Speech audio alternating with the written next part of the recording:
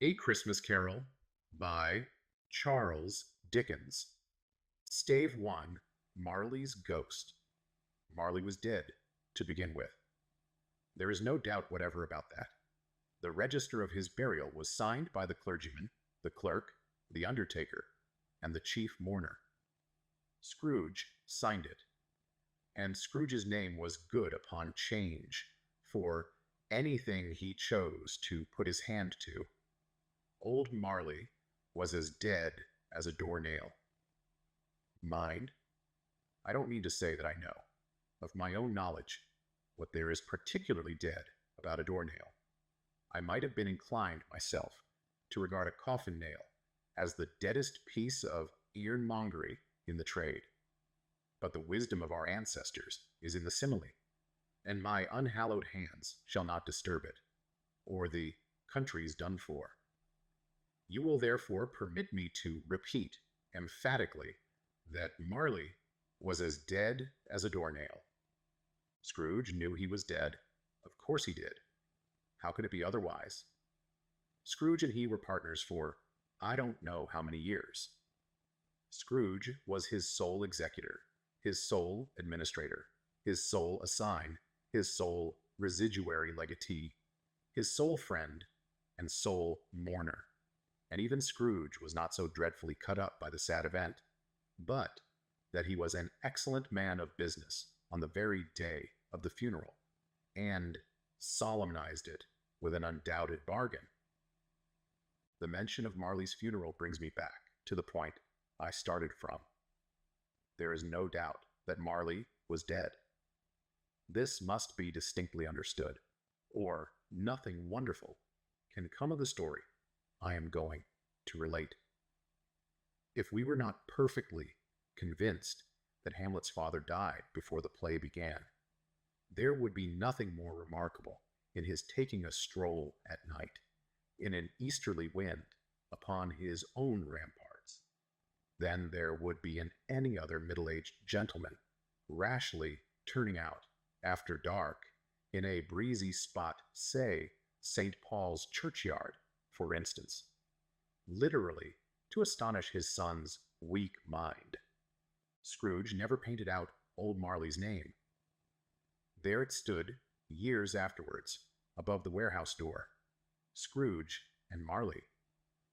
The firm was known as Scrooge and Marley. Sometimes people new to the business called Scrooge Scrooge, and sometimes Marley, but he answered to both names. It was all the same to him. Oh, but he was a tight-fisted hand at the grindstone, Scrooge, a squeezing, wrenching, grasping, scraping, clutching, covetous old sinner, hard and sharp as flint, from which no steel had ever struck out generous fire, secret and self-contained, and solitary as an oyster. The cold within him froze his old features, nipped his pointed nose, shriveled his cheek, stiffened his gait, made his eyes red, his thin lips blue, and spoke out shrewdly in his grating voice. A frosty rime was on his head, and on his eyebrows, and his wiry chin. He carried his own low temperature always about with him. He iced his office in the dog days, and didn't thaw it 1 degree at Christmas. External heat and cold had little influence on Scrooge. No warmth could warm, no wintry weather chill him. No wind that blew was bitterer than he. No falling snow was more intent upon its purpose. No pelting rain less open to entreaty. Foul weather did know where to have him. The heaviest rain and snow and hail and sleet could boast of the advantage over him in only one respect. They often came down handsomely, and Scrooge never did. Nobody ever stopped him in the street to say, with gladsome looks, "My dear Scrooge, how are you? When will you come to see me?" No beggars implored him to bestow a trifle. No children asked him what it was o'clock. No man or woman ever once in all his life inquired the way to such and such a place. Of Scrooge, even the blind men's dogs appeared to know him, and when they saw him coming on, would tug their owners into doorways and up courts, and then would wag their tails as though they said, "No eye at all is better than an evil eye, dark master." But what did Scrooge care? It was the very thing he liked. To edge his way along the crowded paths of life, warning all human sympathy to keep its distance, was what the knowing ones call nuts to Scrooge. Once upon a time, of all the good days in the year, on Christmas Eve, old Scrooge sat busy in his counting house.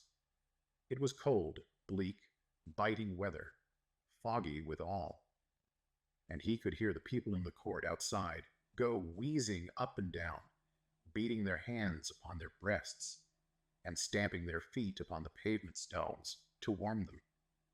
The city clocks had only just gone 3, but it was quite dark already.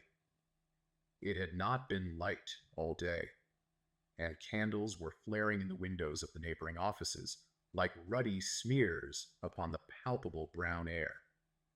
The fog came pouring in at every chink and keyhole, and was so dense without that although the court was of the narrowest, the houses opposite were mere phantoms. To see the dingy cloud come drooping down, obscuring everything, one might have thought that nature lived hard by, and was brewing on a large scale.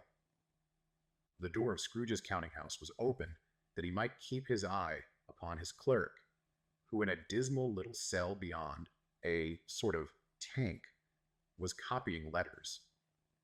Scrooge had a very small fire, but the clerk's fire was so very much smaller that it looked like one coal. But he couldn't replenish it, for Scrooge kept the coal box in his own room. And so, surely as the clerk came in with the shovel, the master predicted that it would be necessary for them to part. Wherefore the clerk put on his white comforter and tried to warm himself at the candle, in which effort, not being a man of a strong imagination, he failed. "A Merry Christmas, Uncle! God save you!" cried a cheerful voice. It was the voice of Scrooge's nephew, who came upon him so quickly that this was the first intimation he had of his approach. "Bah!" said Scrooge. "Humbug!" He had so heated himself with rapid walking in the fog and frost, this nephew of Scrooge's, that he was all in a glow. His face was ruddy and handsome, his eyes sparkled, and his breath smoked again. "Christmas a humbug, Uncle," said Scrooge's nephew. "You don't mean that, I'm sure." "I do," said Scrooge. "Merry Christmas. What right have you to be merry? What reason have you to be merry? You're poor enough." "Come then," returned the nephew gaily. "What right have you to be dismal? What reason have you to be morose? You're rich enough." Scrooge, having no better answer ready on the spur of the moment, said, "Bah," again, and followed it up with "humbug." "Don't be cross, Uncle," said the nephew. "What else can I be?" returned the uncle, "when I live in such a world of fools as this? Merry Christmas! Out upon Merry Christmas!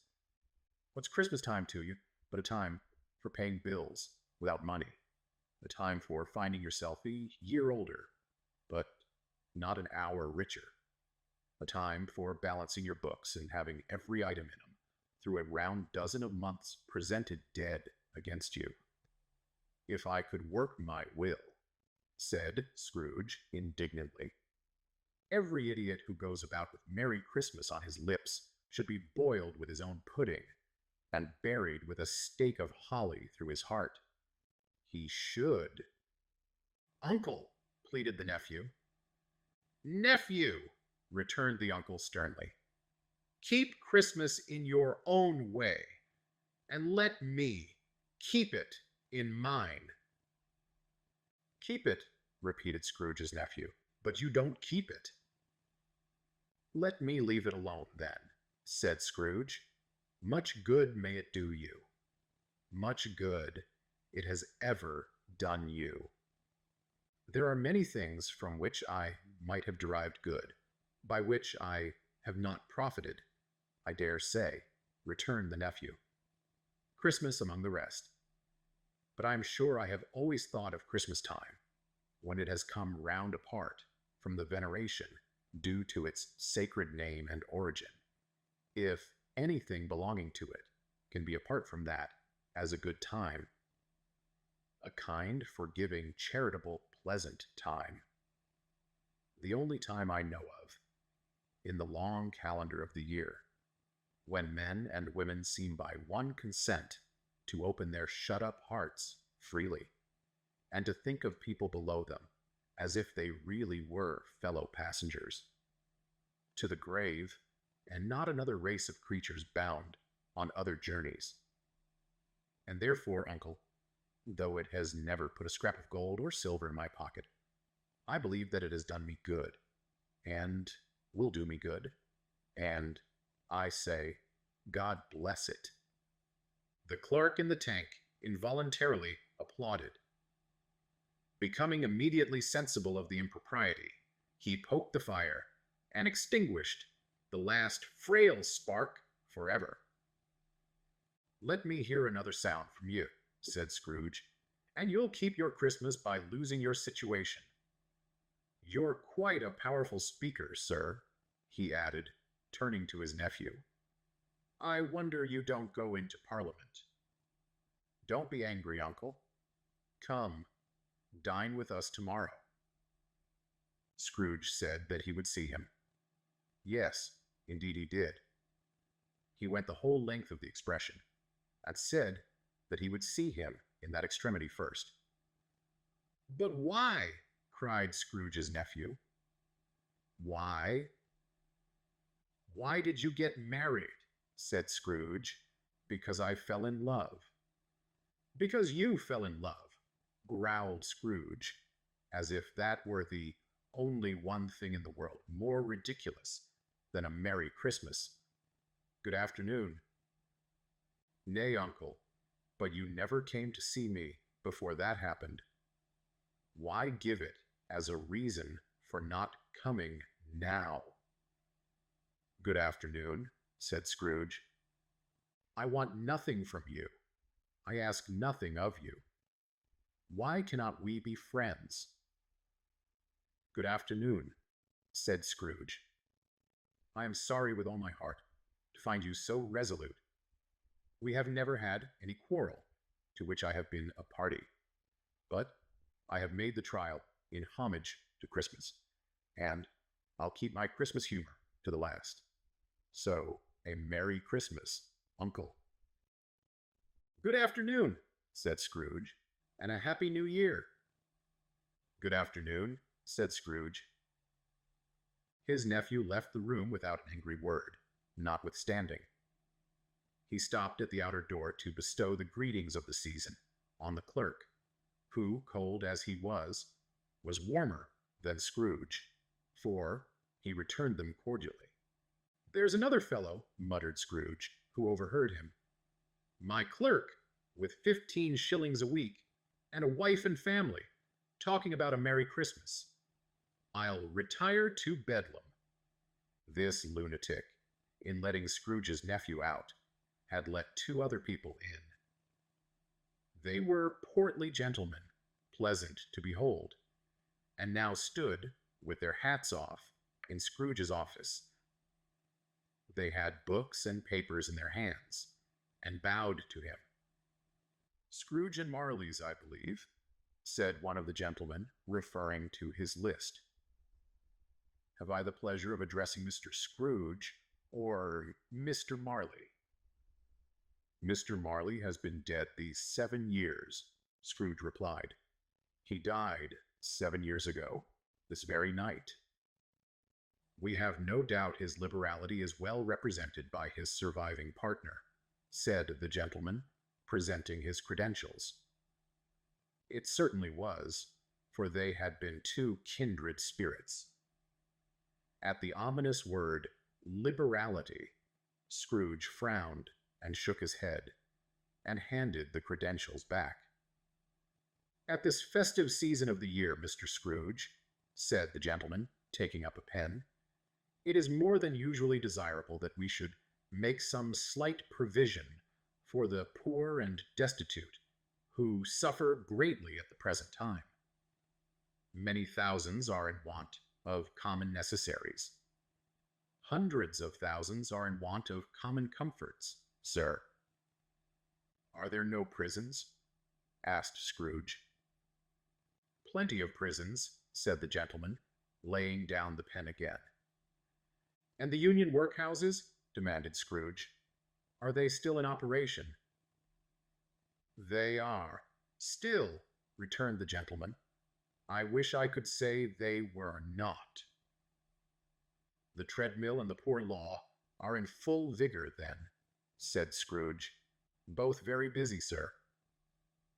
"Oh, I was afraid, from what you said at first, that something had occurred to stop them in their useful course," said Scrooge. "I'm very glad to hear it." "Under the impression that they scarcely furnish Christian cheer of mind or body to the multitude," returned the gentleman, "a few of us are endeavoring to raise a fund to buy the poor some meat and drink and means of warmth. We choose this time because it is a time, of all others, when want is keenly felt and abundance rejoices.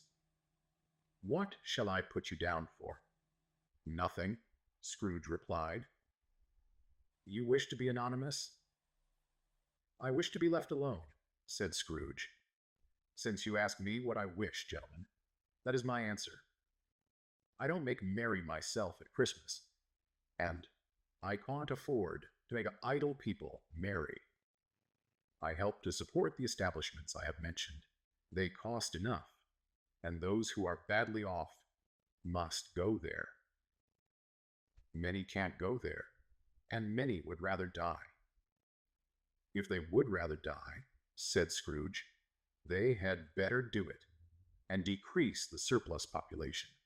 Besides, excuse me, I don't know that." "But you might know it," observed the gentleman. "It's not my business," Scrooge returned. "It's enough for a man to understand his own business, and not to interfere with other people's. Mine occupies me constantly. Good afternoon, gentlemen." Seeing clearly that it would be useless to pursue their point, the gentleman withdrew. Scrooge resumed his labors with an improved opinion of himself, and in a more facetious temper than was usual with him. Meanwhile, the fog and darkness thickened so that people ran about with flaring links, proffering their services to go before horses and carriages, and conduct them on their way. The ancient tower of a church, whose gruff old bell was always peeping slyly down at Scrooge out of a Gothic window in the wall, became invisible, and struck the hours and quarters in the clouds, with tremulous vibrations afterwards, as if its teeth were chattering in its frozen head up there. The cold became intense. In the main street, at the corner of the court, some laborers were repairing the gas pipes, and had lighted a great fire in a brazier, round which a party of ragged men and boys were gathered, warming their hands and winking their eyes before the blaze in rapture. The water plug being left in solitude, its overflowings sullenly congealed and turned to misanthropic ice. The brightness of the shops, where holly sprigs and berries crackled in the lamp heat of the windows, made pale faces ruddy as they passed. Poulterers' and grocers' trades became a splendid joke, a glorious pageant, with which it was next to impossible to believe that such dull principles as bargain and sale had anything to do.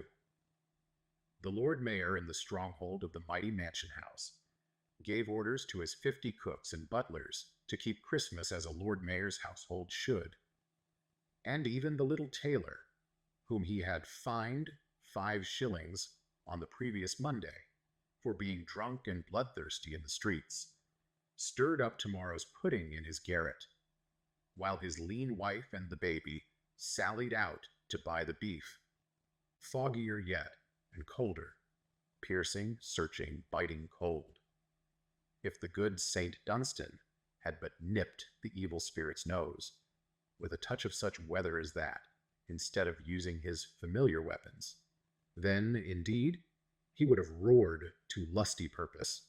The owner of one scant young nose, gnawed and mumbled by the hungry cold, as bones are gnawed by dogs, stooped down at Scrooge's keyhole to regale him with a Christmas carol, but, at the first sound of, "God bless you, merry gentlemen, may nothing you dismay," Scrooge seized the ruler with such energy of action that the singer fled in terror, leaving the keyhole to the fog and even more congenial frost.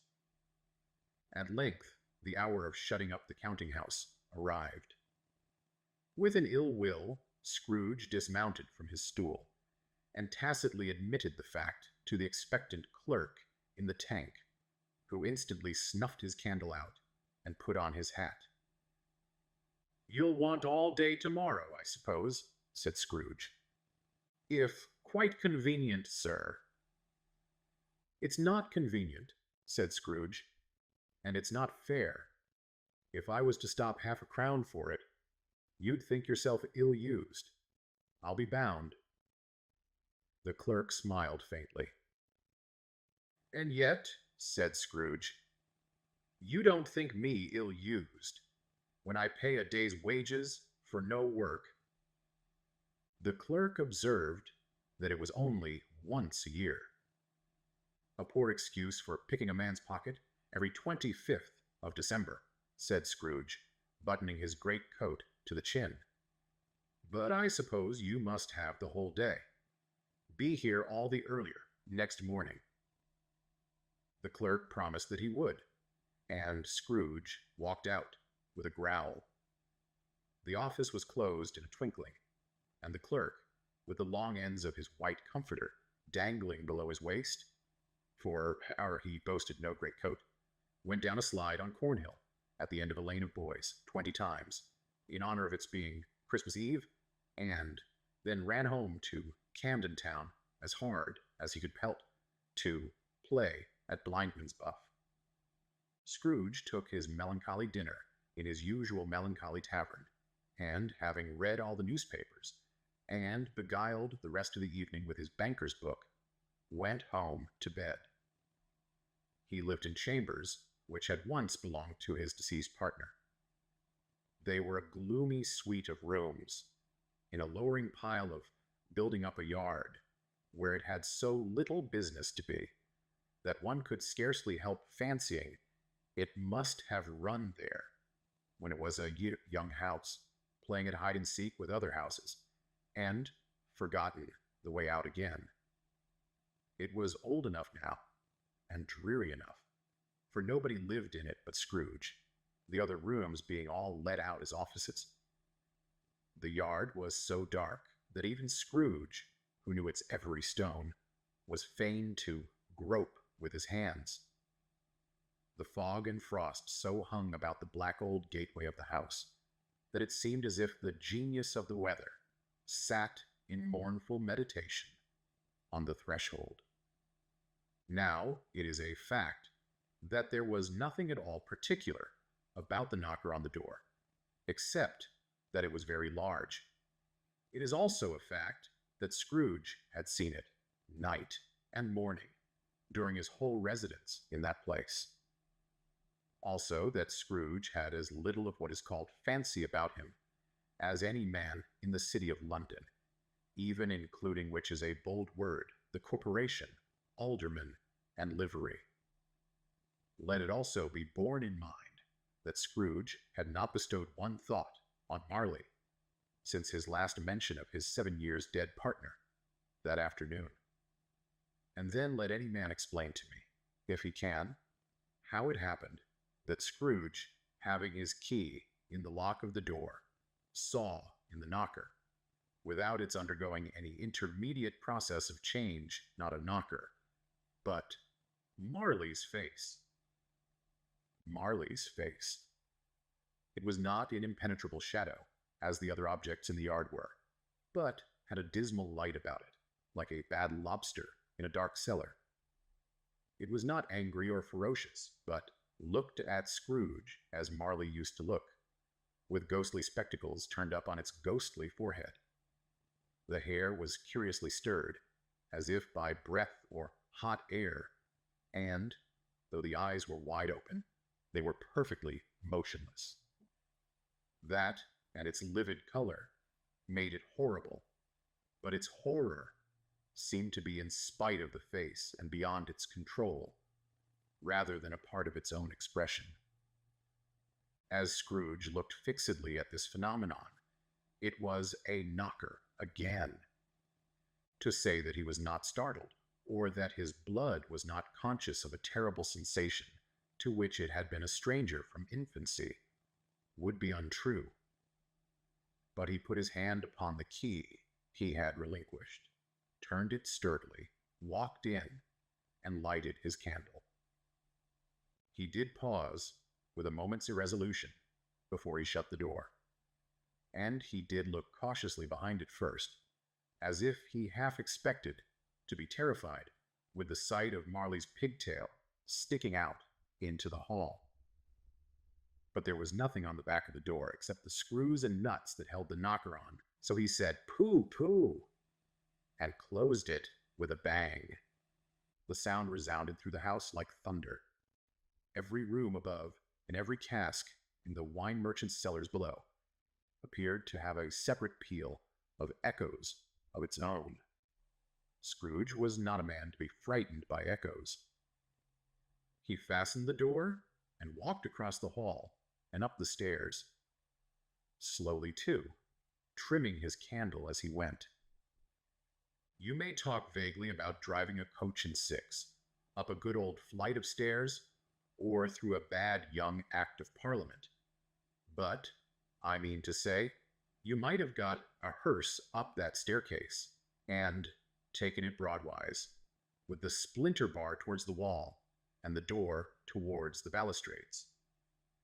And done it easy.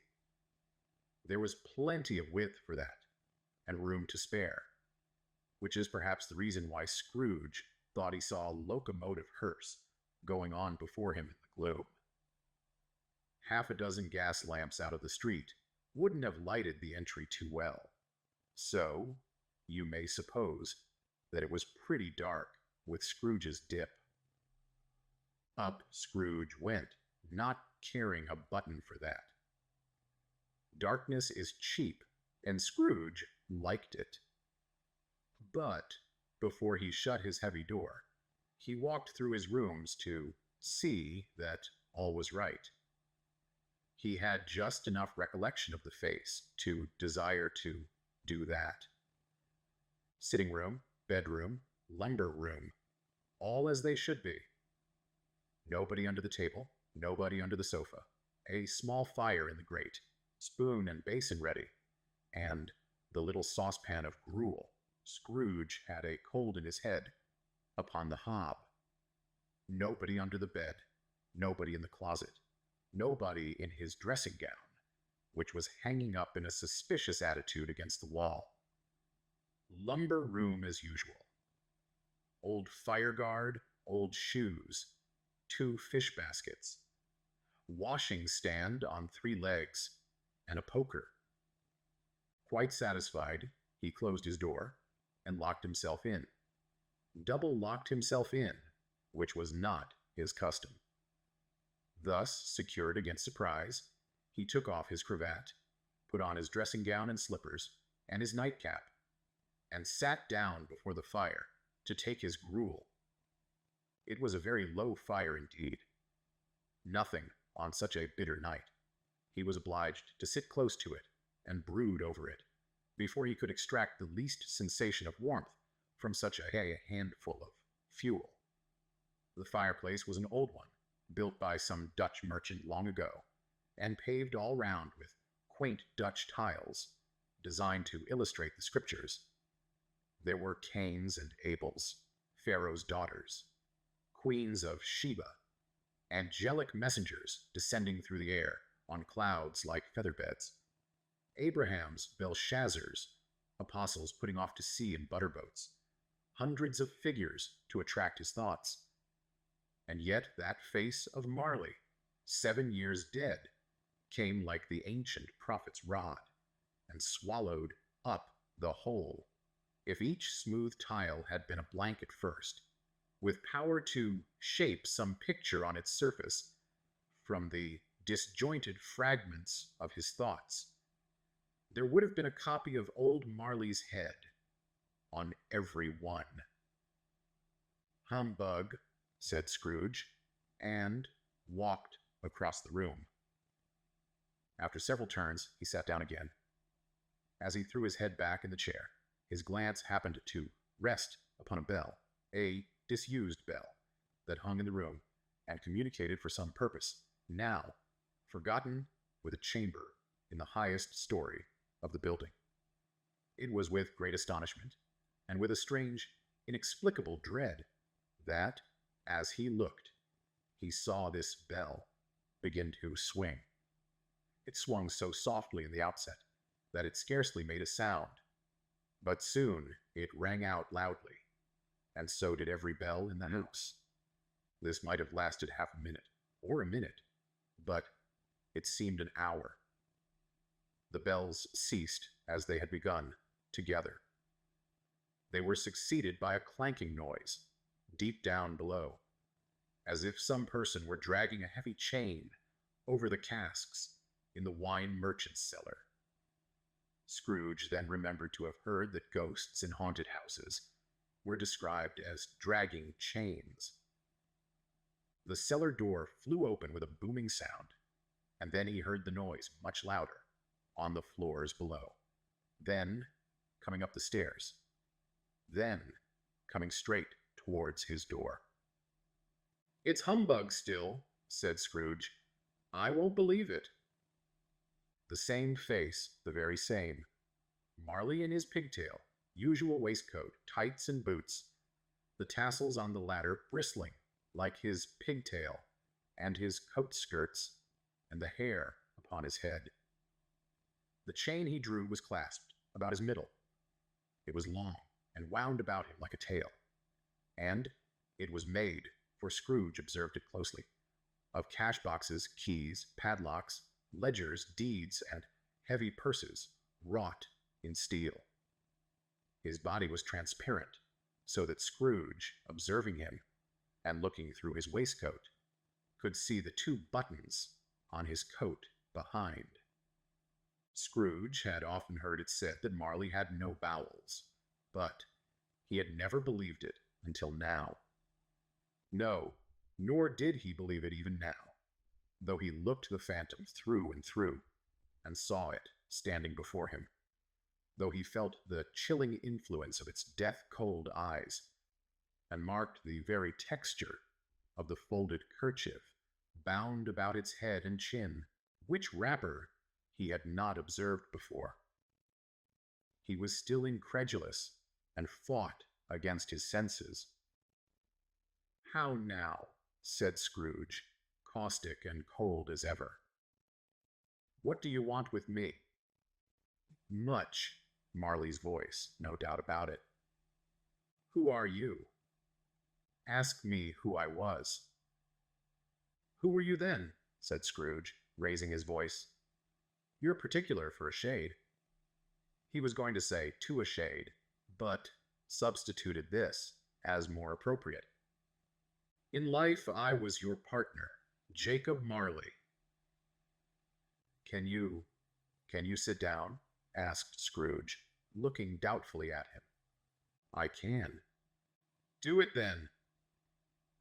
Scrooge asked the question because he didn't know whether a ghost so transparent might find himself in a condition to take a chair, and felt that in the event of its being impossible, it might involve the necessity of an embarrassing explanation. But the ghost sat down on the opposite side of the fireplace, as if he were quite used to it. "You don't believe in me," observed the ghost. "I don't," said Scrooge. "What evidence would you have of my reality beyond that of your senses?" "I don't know," said Scrooge. "Why do you doubt your senses?" "Because," said Scrooge, "a little thing affects them. A slight disorder of the stomach makes them cheats. You may be an undigested bit of beef, a blot of mustard, a crumb of cheese, a fragment of an underdone potato. There's more of gravy than of grave about you, whatever you are." Scrooge was not much in the habit of cracking jokes, nor did he feel in his heart by any means waggish then. The truth is that he tried to be smart as a means of distracting his own attention and keeping down his terror. For the spectre's voice disturbed the very marrow in his bones.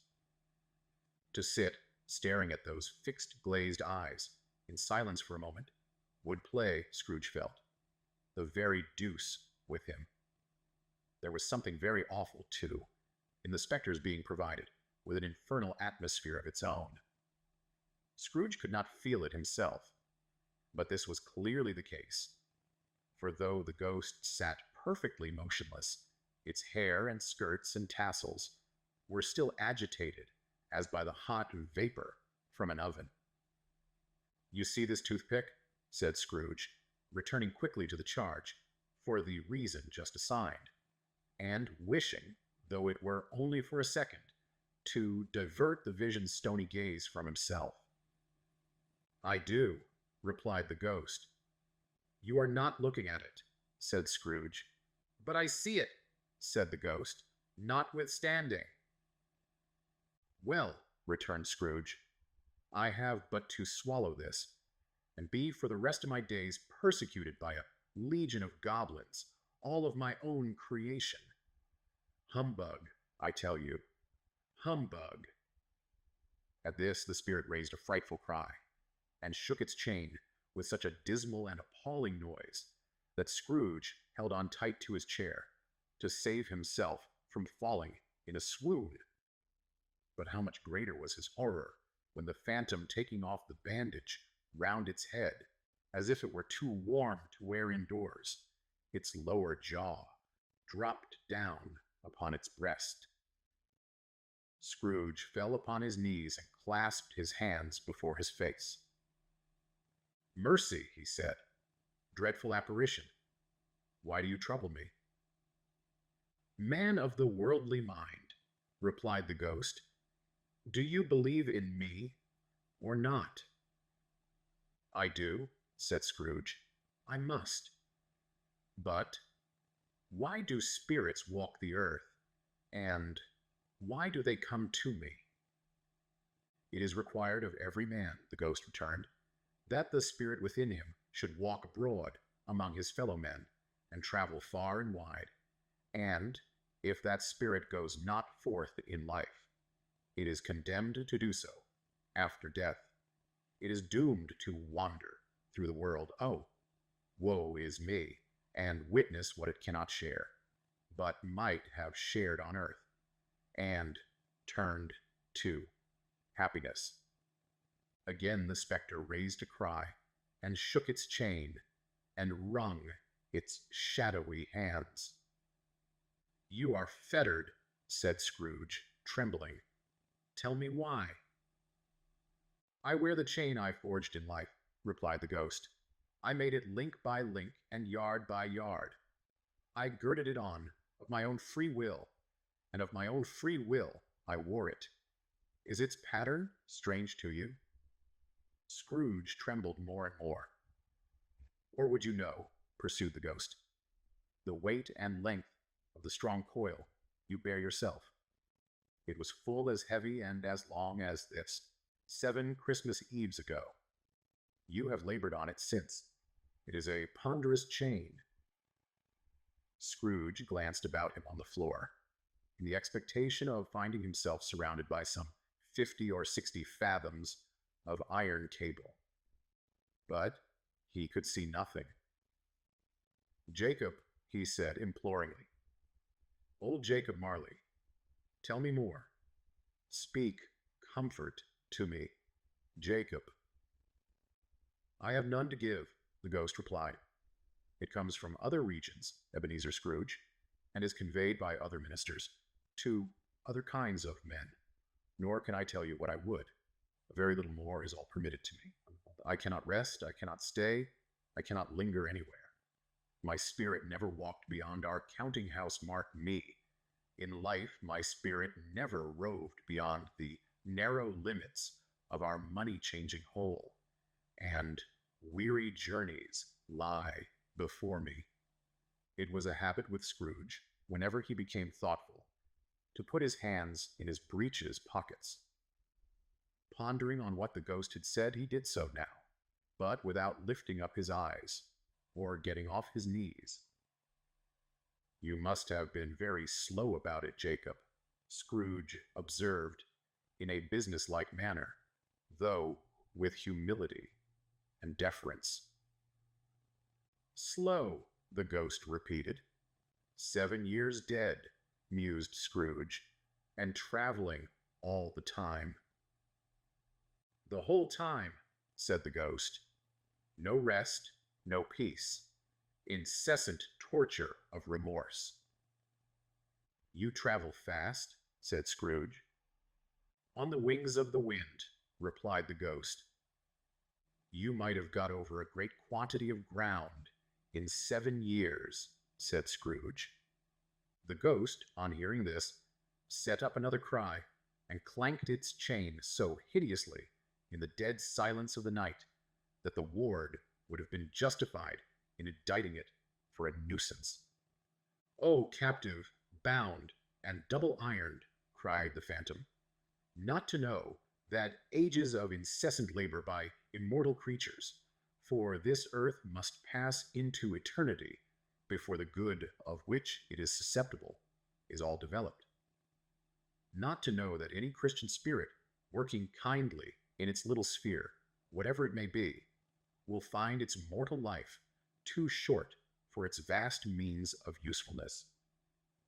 Not to know that no space of regret can make amends for one life's opportunity misused.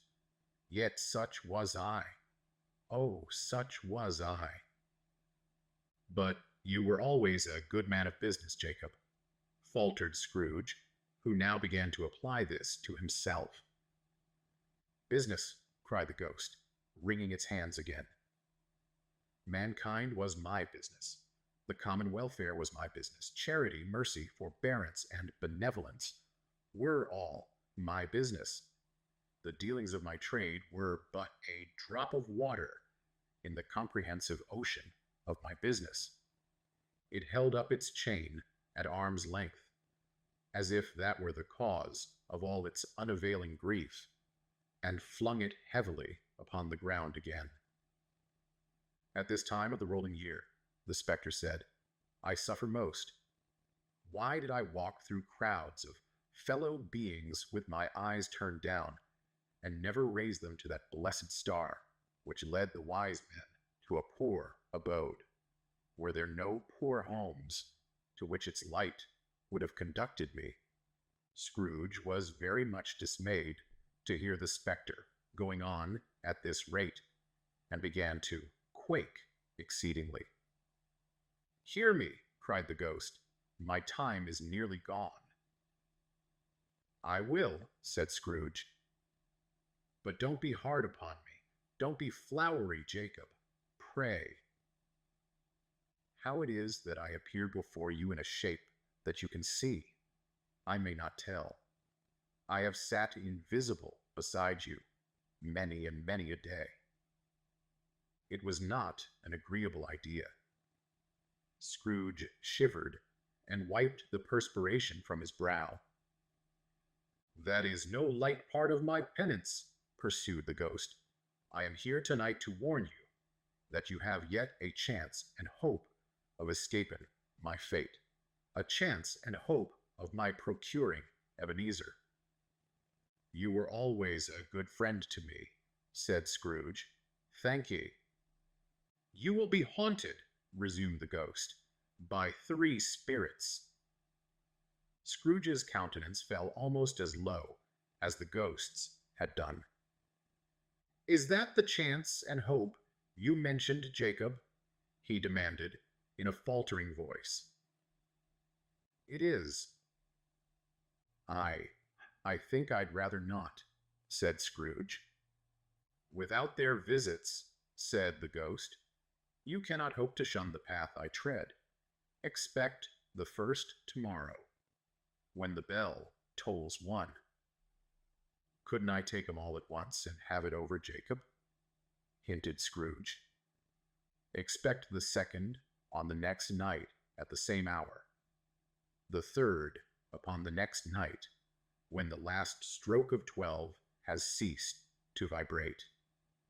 Look to see me no more, and look that, for your own sake, you remember what has passed between us.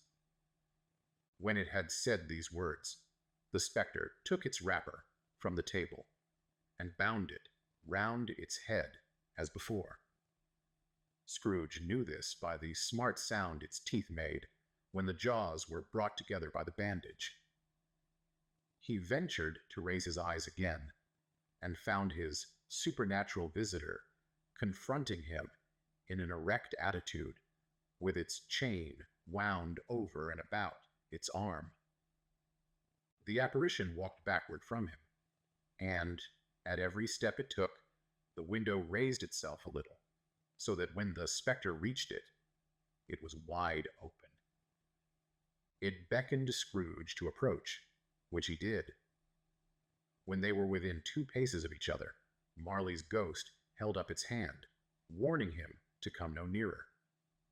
Scrooge stopped, not so much in obedience as in surprise and fear, for, on the raising of the hand, he became sensible of confused noises in the air, incoherent sounds of lamentation and regret, wailings inexpressibly sorrowful and self-accusatory. The spectre, after listening for a moment, joined in the mournful dirge, and floated out upon the bleak, dark night. Scrooge followed to the window, desperate in his curiosity. He looked out. Whether these creatures faded into mist, or mist enshrouded them, he could not tell. But they and their spirit voices faded together, and the night became as it had been when he walked home. Scrooge closed the window, and examined the door by which the ghost had entered. It was double-locked, as he had locked it with his own hands, and the bolts were undisturbed. He tried to say humbug, but stopped at the first syllable. And being, from the emotion he had undergone, or the fatigues of the day, or his glimpse of the invisible world, or the dull conversation of the ghost, or the lateness of the hour, much in need of repose, went straight to bed without undressing, and fell asleep upon the instant.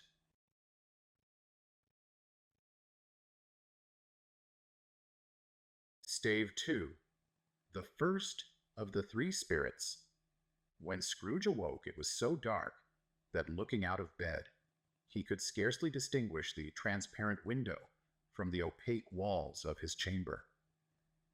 He was endeavoring to pierce the darkness with his ferret eyes when the chimes of a neighboring church struck the 4 quarters. So he listened for the hour.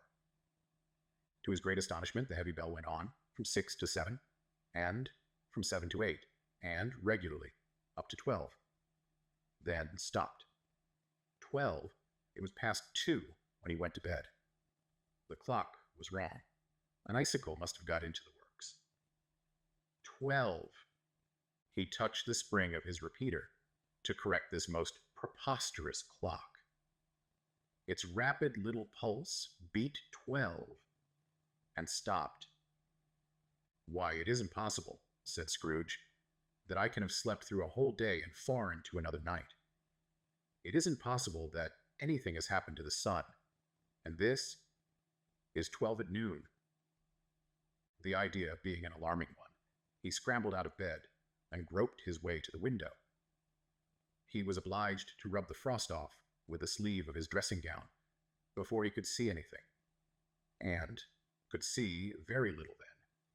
All he could make out was that it was still very foggy and extremely cold, and that there was no noise of people running to and fro and making a great stir, as there unquestionably would have been if night had beaten off bright day and taken possession of the world.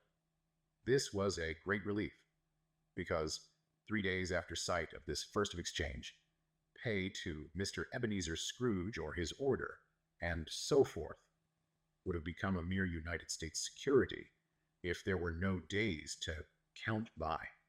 Scrooge went to bed again, and thought and thought and thought it over and over and over, and could make nothing of it. The more he thought, the more perplexed he was, and the more he endeavored not to think, the more he thought. Marley's ghost bothered him exceedingly. Every time he resolved within himself, after mature inquiry, that it was all a dream, his mind flew back again, like a strong spring released, to its first position, and presented the same problem to be worked all through. Was it a dream or not? Scrooge lay in this state until the chime had gone 3/4 more, when he remembered on a sudden that the ghost had warned him of a visitation when the bell tolled one. He resolved to lie awake until the hour was past, and considering that he could no more go to sleep than go to heaven, this was perhaps the wisest resolution in his power. The quarter was so long that he was more than once convinced he must have sunk into a doze unconsciously and missed the clock. At length it broke upon his listening ear. "Ding dong! 1/4 past," said Scrooge, counting. "Ding dong! 1/2 past," said Scrooge. "Ding dong!" "1/4 to it," said Scrooge. "Ding dong!" "The hour itself," said Scrooge, triumphantly, "and nothing else." He spoke before the hour bell sounded, which it now did, with a deep, dull, hollow, melancholy one. Light flashed up in the room upon the instant, and the curtains of his bed were drawn. The curtains of his bed were drawn aside, I tell you, by a hand. Not the curtains at his feet, nor the curtains at his back, but those to which his face was addressed. The curtains of his bed were drawn aside, and Scrooge, starting up into a half-recumbent attitude, found himself face to face with the unearthly visitor who drew them. As close to it as I am now to you, and I am standing in the spirit at your elbow. It was a strange figure like a child, yet not so like a child as like an old man, viewed through some supernatural medium, which gave him the appearance of having receded from the view, and being diminished to a child's proportions. Its hair, which hung about its neck and down its back, was white as if with age, and yet the face had not a wrinkle in it, and the tenderest bloom was on the skin. The arms were very long and muscular, the hands the same, as if its hold were of uncommon strength. Its legs and feet, most delicately formed, were, like those upper members, bare.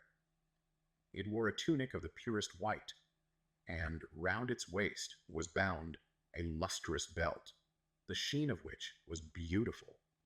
It held a branch of fresh green holly in its hand, and, in singular contradiction of that wintry emblem, had its dress trimmed with summer flowers. But the strangest thing about it was, that from the crown of its head there sprung a bright clear jet of light, by which all this was visible, and which was doubtless the occasion of its using, in its duller moments, a great extinguisher for a cap which it now held under its arm.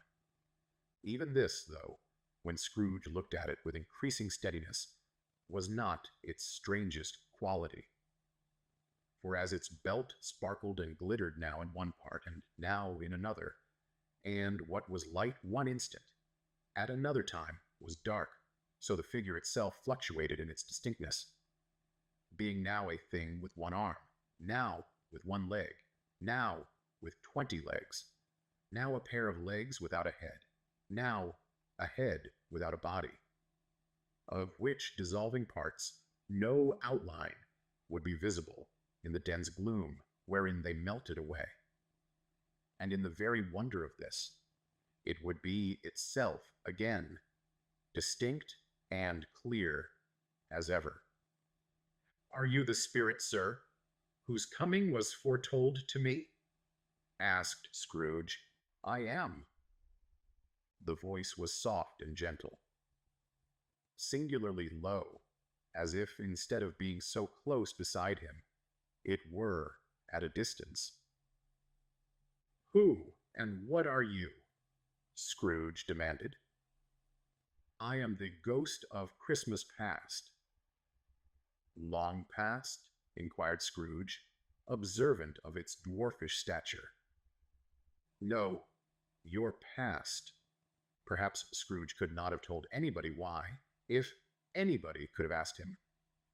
But he had a special desire to see the spirit in his cap, and begged him to be covered. "What!" exclaimed the ghost. "Would you so soon put out, with worldly hands, the light I give? Is it not enough that you are one of those whose passions made this cap, and force me, through whole trains of years, to wear it low upon my brow?" Scrooge reverently disclaimed all intention to offend, or any knowledge of having wilfully bonneted the spirit, at any period of his life. He then made bold to inquire what business brought him there. "Your welfare," said the ghost. Scrooge expressed himself much obliged, but could not help thinking that a night of unbroken rest would have been more conducive to that end. The spirit must have heard him thinking, for it said immediately, "Your reclamation, then. Take heed." It put out its strong hand as it spoke, and clasped him gently by the arm. "Rise and walk with me." It would have been in vain for Scrooge to plead that the weather and the hour were not adapted to pedestrian purposes. That bed was warm, and the thermometer a long way below freezing, that he was clad but lightly in his slippers, dressing gown, and nightcap, and that he had a cold upon him at that time.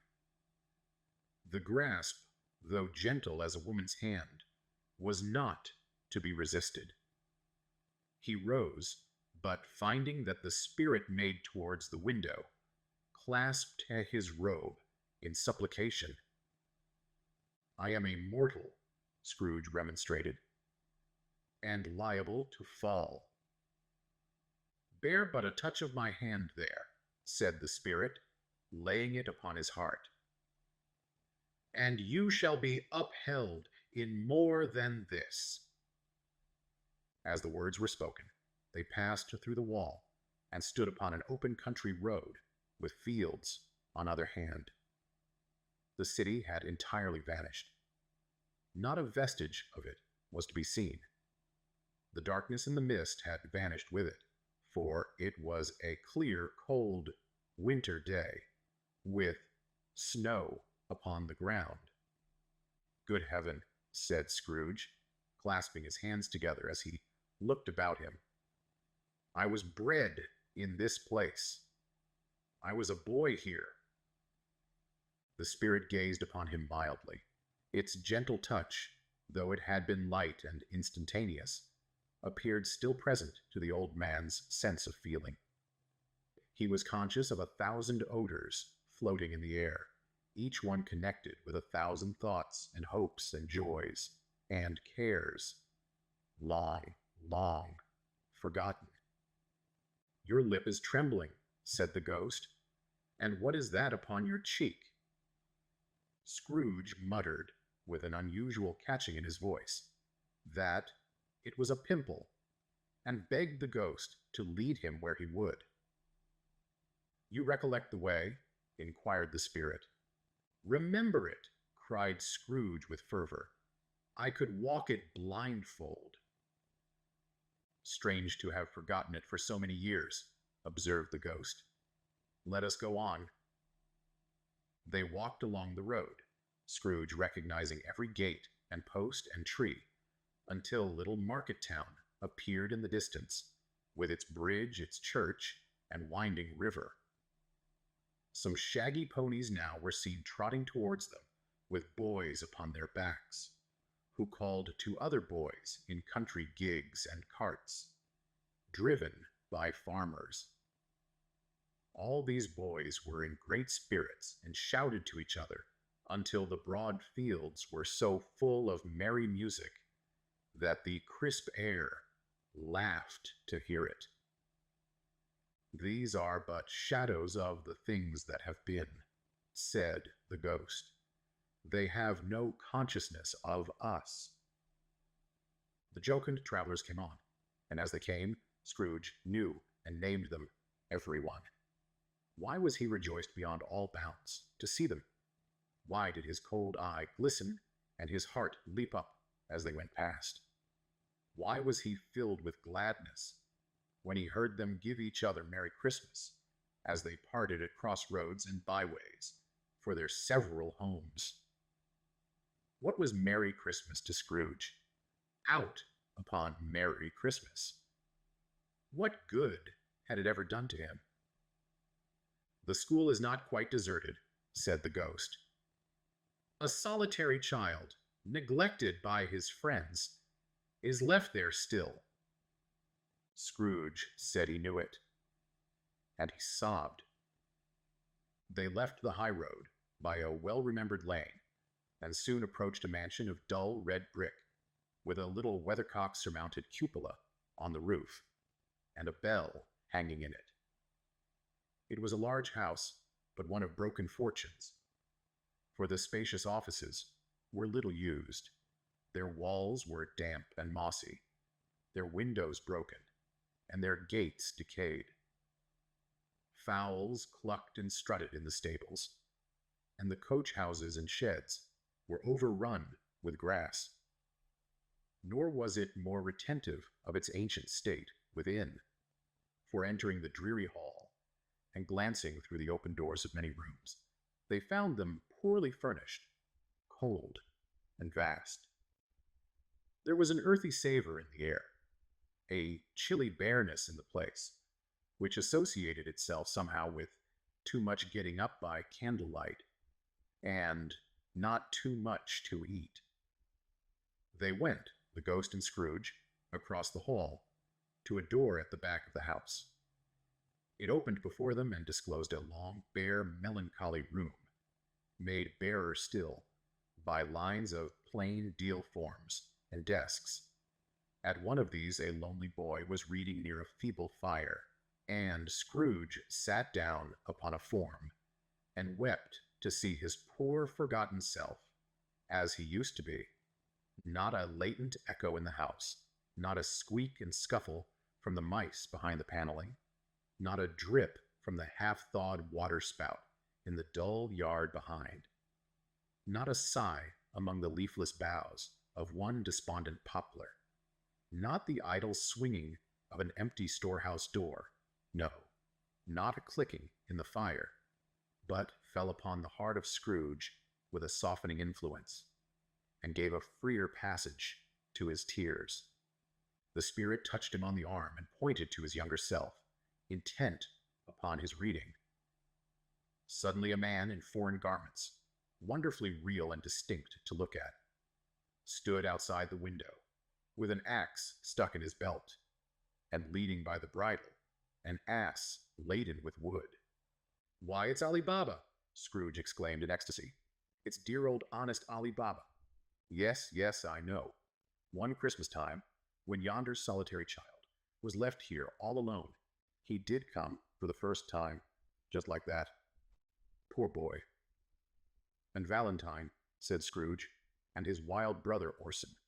There they go. And what's his name, who was put down in his drawers, asleep at the gate of Damascus? Don't you see him? And the Sultan's groom turned upside down by the genie on. There he is upon his head. Serve him right. I'm glad of it. What business had he to be married to the princess?"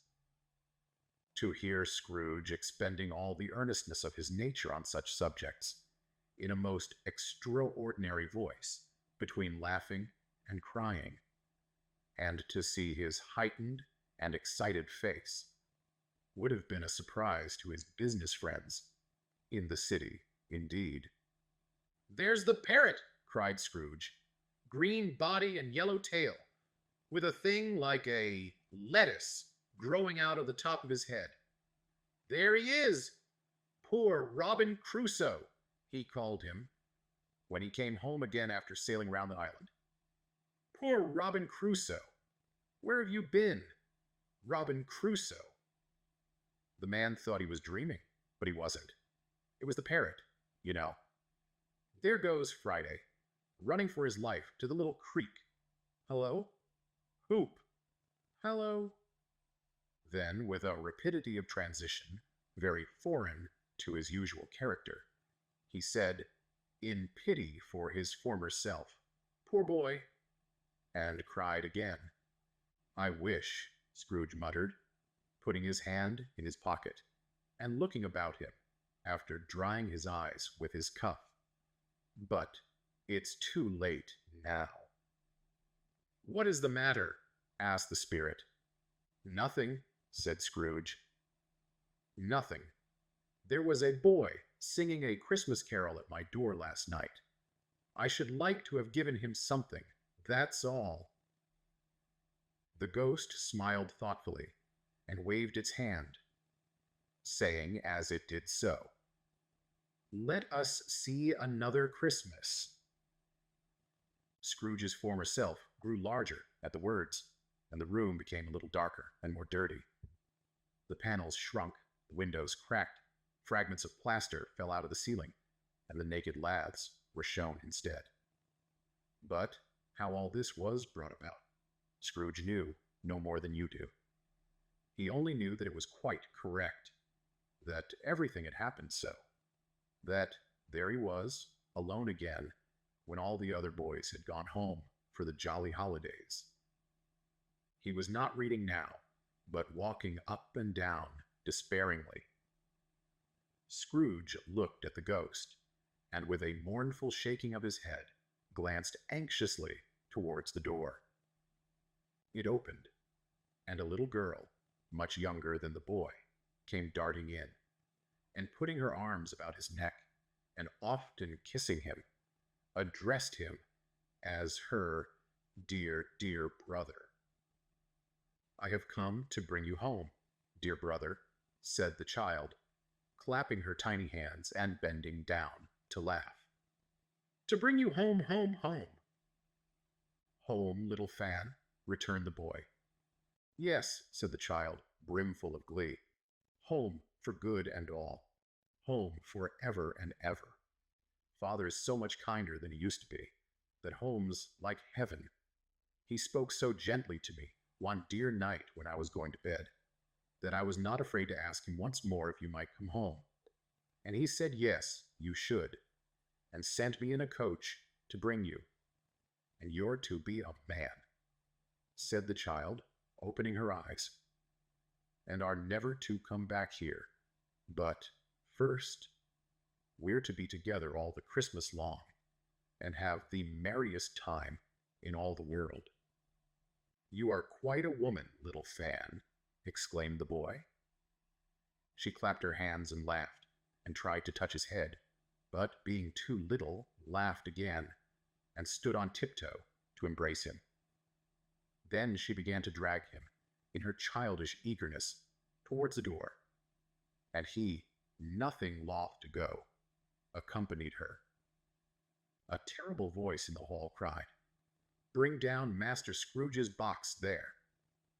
And in the hall appeared the schoolmaster himself, who glared on Master Scrooge with a ferocious condescension, and threw him into a dreadful state of mind by shaking hands with him.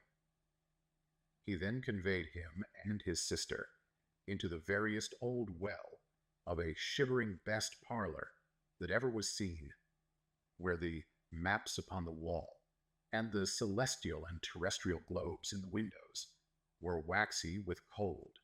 Here he produced a decanter of curiously light wine and a block of curiously heavy cake, and administered installments of those dainties to the young people, at the same time sending out a meager servant to offer a glass of something to the postboy, who answered that he thanked the gentleman, but if it was the same tap as he had tasted before, he had rather not.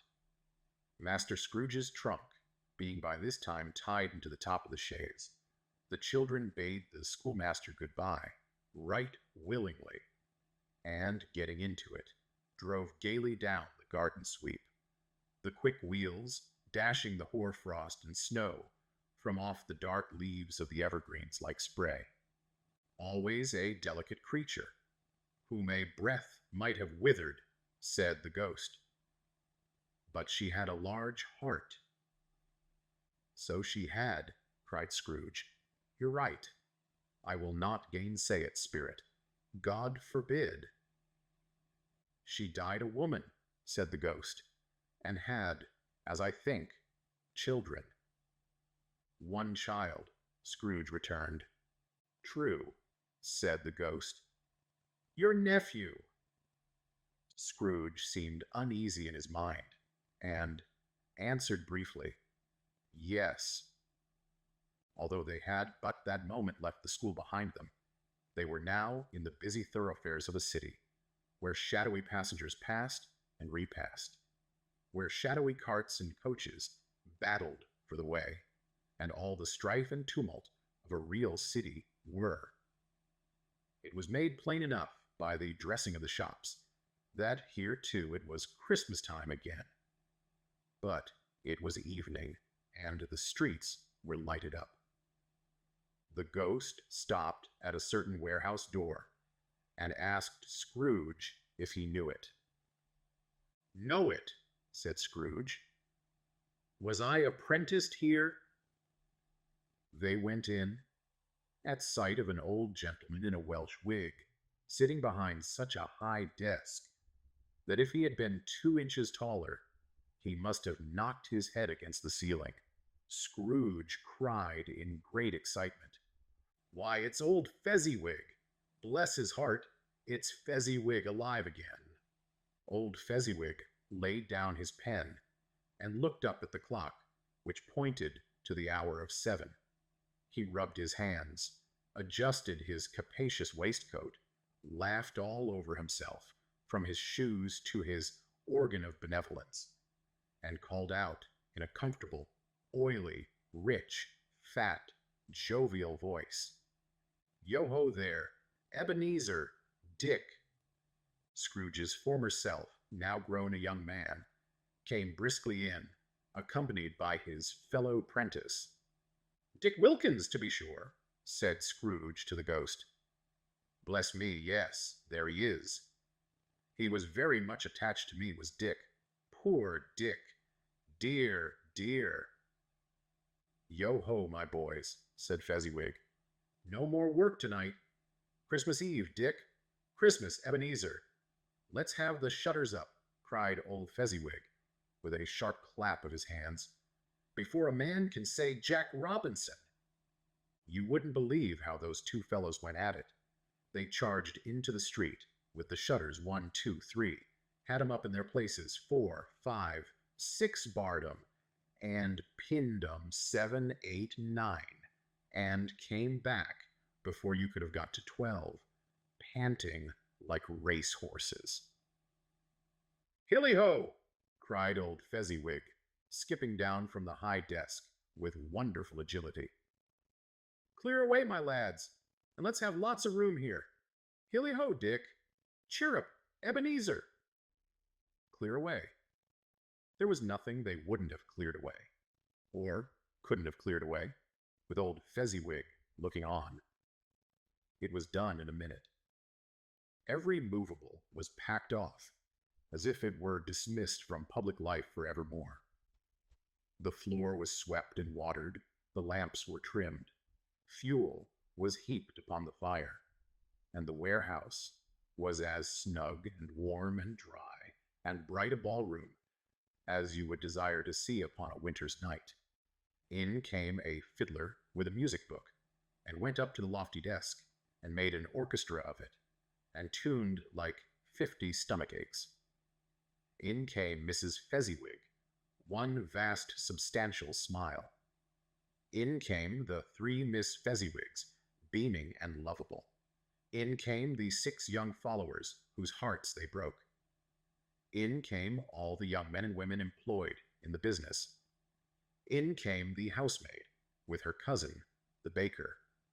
In came the cook, with her brother's particular friend, the milkman. In came the boy from over the way, who was suspected of not having board enough from his master, trying to hide himself behind the girl from next door, but one, who was proved to have had her ears pulled by her mistress. In they all came, one after another, some shyly, some boldly, some gracefully, some awkwardly, some pushing, some pulling. In they all came, anyhow and everyhow. Away they all went, 20 couple at once, hands half round and back again the other way, down the middle and up again, round and round at various stages of affectionate grouping. Old top couple, always turning up in the wrong place. New top couple, starting off again as soon as they got there. All top couples at last, and not a bottom one to help them. When this result was brought about, old Fezziwig, clapping his hands to stop the dance, cried out, "Well done!" and the fiddler plunged his hot face into a pot of porter, especially provided for that purpose. But scorning rest upon his reappearance, he instantly began again, though there were no dancers yet, as if the other fiddler had been carried home, exhausted, on a shutter, and he were a brand new man, resolved to beat him out of sight, or perish. But if they had been twice as many, 4 times old Fezziwig would have been a match for them, and so would Mrs. Fezziwig.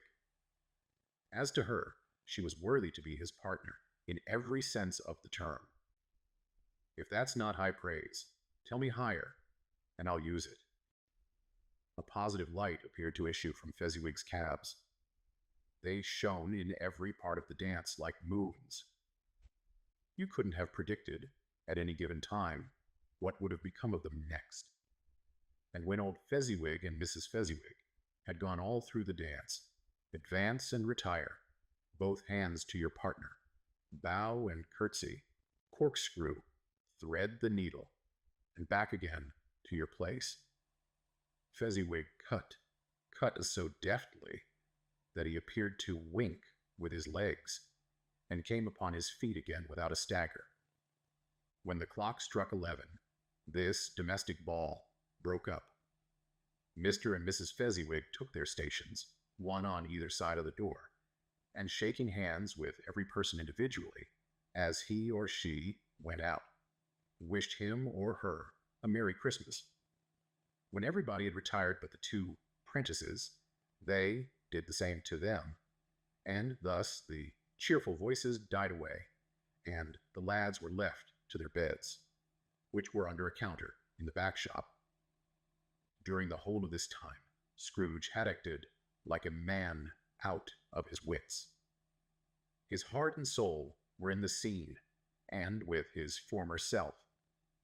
He corroborated everything, remembered everything, enjoyed everything, and underwent the strangest agitation. It was not until now, when the bright faces of his former self and Dick were turned from them, that he remembered the ghost, and became conscious that it was looking full upon him, while the light upon its head burnt very clear. "A small matter," said the ghost, "to make these silly folks so full of gratitude." "Small," echoed Scrooge. The spirit signed to him to listen to the two apprentices, who were pouring out their hearts in praise of Fezziwig, and, when he had done so, said, "Why, is it not? He has spent but a few pounds of your mortal money, 3 or 4, perhaps. Is that so much that he deserves this praise?" "It isn't that," said Scrooge, heated by the remark, and speaking unconsciously, like his former, not his latter self. "It isn't that, spirit. He has the power to render us happy or unhappy, to make our service light or burdensome, a pleasure or a toil. Say that his power lies in words and looks, in things so slight and insignificant that it is impossible to add and count him up. What then? The happiness he gives is quite as great as if it cost a fortune." He felt the spirit's glance and stopped. "What is the matter?" asked the ghost. "Nothing particular," said Scrooge. "Something, I think," the ghost insisted. "No," said Scrooge. "No. I should like to be able to say a word or two to my clerk just now. That's all." His former self turned down the lamps as he gave utterance to the wish, and Scrooge and the ghost again stood side by side in the open air. "My time grows short," observed the spirit. "Quick." This was not addressed to Scrooge, or to anyone here whom he could see, but it produced an immediate effect. For again Scrooge saw himself. He was older now, a man in the prime of life. His face had not the harsh and rigid lines of later years, but it had begun to wear the signs of care and avarice. There was an eager, greedy, restless motion in the eye, which showed the passion that had taken root, and where the shadow of the growing tree would fall. He was not alone, but sat by the side of a fair young girl in a mourning dress, in whose eyes there were tears which sparkled in the light that shone out of the ghost of Christmas past. "It matters little," she said softly. "To you, very little. Another idol has displaced me, and if it can cheer and comfort you in time to come, as I would have tried to do, I now have no just cause to grieve." "What idol has displaced you?" he rejoined. "A golden one." "This is the even-handed dealing of the world," he said. "There is nothing on which it is so hard as poverty, and there is nothing it professes to condemn with such severity as the pursuit of wealth." "You fear the world too much," she answered gently. "All your other hopes have merged into the hope of being beyond the chance of its sordid reproach. I have seen your nobler aspirations fall off one by one, until the master passion, gain, engrosses you. Have I not?" "What then?" he retorted. "Even if I have grown so much wiser, what then? I am not changed towards you." She shook her head. "Am I?" "Our contract is an old one. It was made when we were both poor and content to be so, until, in good season, we could improve our worldly fortune by our patient industry. You are changed. When it was made, you were another man." "I was a boy," he said impatiently. "Your own feeling tells you that you were not what you are," she returned. "I am. That which promised happiness when we were one in heart is fraught with misery now that we are two. How often and how keenly I have thought of this, I will not say. It is enough that I have thought of it and can release you. Have I ever sought release? In words? No, never. In what, then? In a changed nature, in an altered spirit, in another atmosphere of life, another hope as its great end, in everything that made my love of any worth or value in your sight. If this had never been between us, said the girl, looking mildly but with steadiness upon him, tell me, would you seek me out and try to win me now? Ah, no. He seemed to yield to the justice of this supposition, in spite of himself. But, he said with a struggle, you think not. I would gladly think otherwise if I could, she answered. Heaven knows. When I have learned a truth like this, I know how strong and irresistible it must be. But if you were free today, tomorrow, yesterday, can even I believe that you would choose a dowerless girl, you who, in your very confidence with her, weigh everything by gain? Or, choosing her, if for a moment you were false enough to your one guiding principle to do so, do I not know that your repentance and regret would surely follow? I do, and I release you with a full heart for the love of him you once were. He was about to speak, but with her head turned from him, she resumed, you may. The memory of what is past half makes me hope you will have pain in this. A very, very brief time, and you will dismiss the recollection of it gladly as an unprofitable dream, from which it happened well that you awoke. May you be happy in the life you have chosen. She left him, and they parted. Spirit, said Scrooge, show me no more. Conduct me home. Why do you delight to torture me? One shadow more, exclaimed the ghost. No more, cried Scrooge. No more. I don't wish to see it. Show me no more.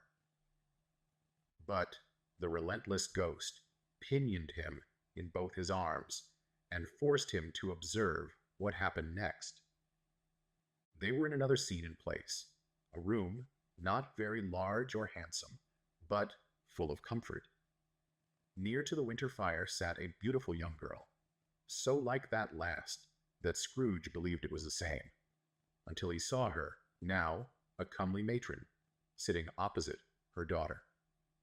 The noise in this room was perfectly tumultuous, for there were more children there than Scrooge, in his agitated state of mind, could count. And, unlike the celebrated herd in the poem, they were not 40 children conducting themselves like one, but every child was conducting itself like 40.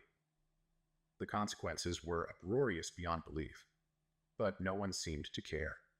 On the contrary, the mother and daughter laughed heartily and enjoyed it very much, and the latter, soon beginning to mingle in the sports, got pillaged by the young brigands most ruthlessly. What would I not have given to be one of them? Though I never could have been so rude, no, no, I wouldn't for the wealth of all the world have crushed that braided hair and torn it down, and for the precious little shoe, I wouldn't have plucked it off, God bless my soul, to save my life. As to measuring her waist in sport, as they did, bold young brood, I couldn't have done it. I should have expected my arm to have grown round it for a punishment, and never come straight again. And yet, I should have dearly liked, I own, to have touched her lips, to have questioned her, that she might have opened them, to have looked upon the lashes of her downcast eyes, and never raised a blush, to have let loose waves of hair, an inch of which would be a keepsake beyond price. In short, I should have liked, I do confess, to have had the lightest license of a child, and yet to have been man enough to know its value. But now a knocking at the door was heard, and such a rush immediately ensued that she, with laughing face and plundered dress, was borne towards it, the center of a flushed and boisterous group, just in time to greet the father, who came home attended by a man laden with Christmas toys and presents. Then the shouting and the struggling, and the onslaught that was made on the defenseless porter, the scaling him with chairs for ladders to dive into his pockets, despoil him of brown paper parcels, hold on tight by his cravat, hug him round his neck, pommel his back, and kick his legs in irrepressible affection. The shouts of wonder and delight with which the development of every package was received. The terrible announcement that the baby had been taken in the act of putting a doll's frying pan into his mouth, and was more than suspected of having swallowed a fictitious turkey glued on a wooden platter. The immense relief of finding this a false alarm, the joy and gratitude and ecstasy, they are all indescribable alike. It is enough that by degrees the children and their emotions got out of the parlor, and by one stair at a time, up to the top of the house, where they went to bed, and so subsided. And now Scrooge looked on more attentively than ever, when the master of the house, having his daughter leaning fondly on him, sat down with her and her mother at his own fireside. And when he thought that such another creature, quite as graceful and as full of promise, might have called him father, and been a springtime in the haggard winter of his life, his sight grew very dim indeed. "Belle," said the husband, turning to his wife with a smile, "I saw an old friend of yours this afternoon." "Who was it?" "Guess." "How can I? Tut, don't I know?" she added in the same breath, laughing as he laughed. "Mr. Scrooge." Mr. Scrooge it was. I passed his office window, and as it was not shut up, and he had a candle inside, I could scarcely help seeing him.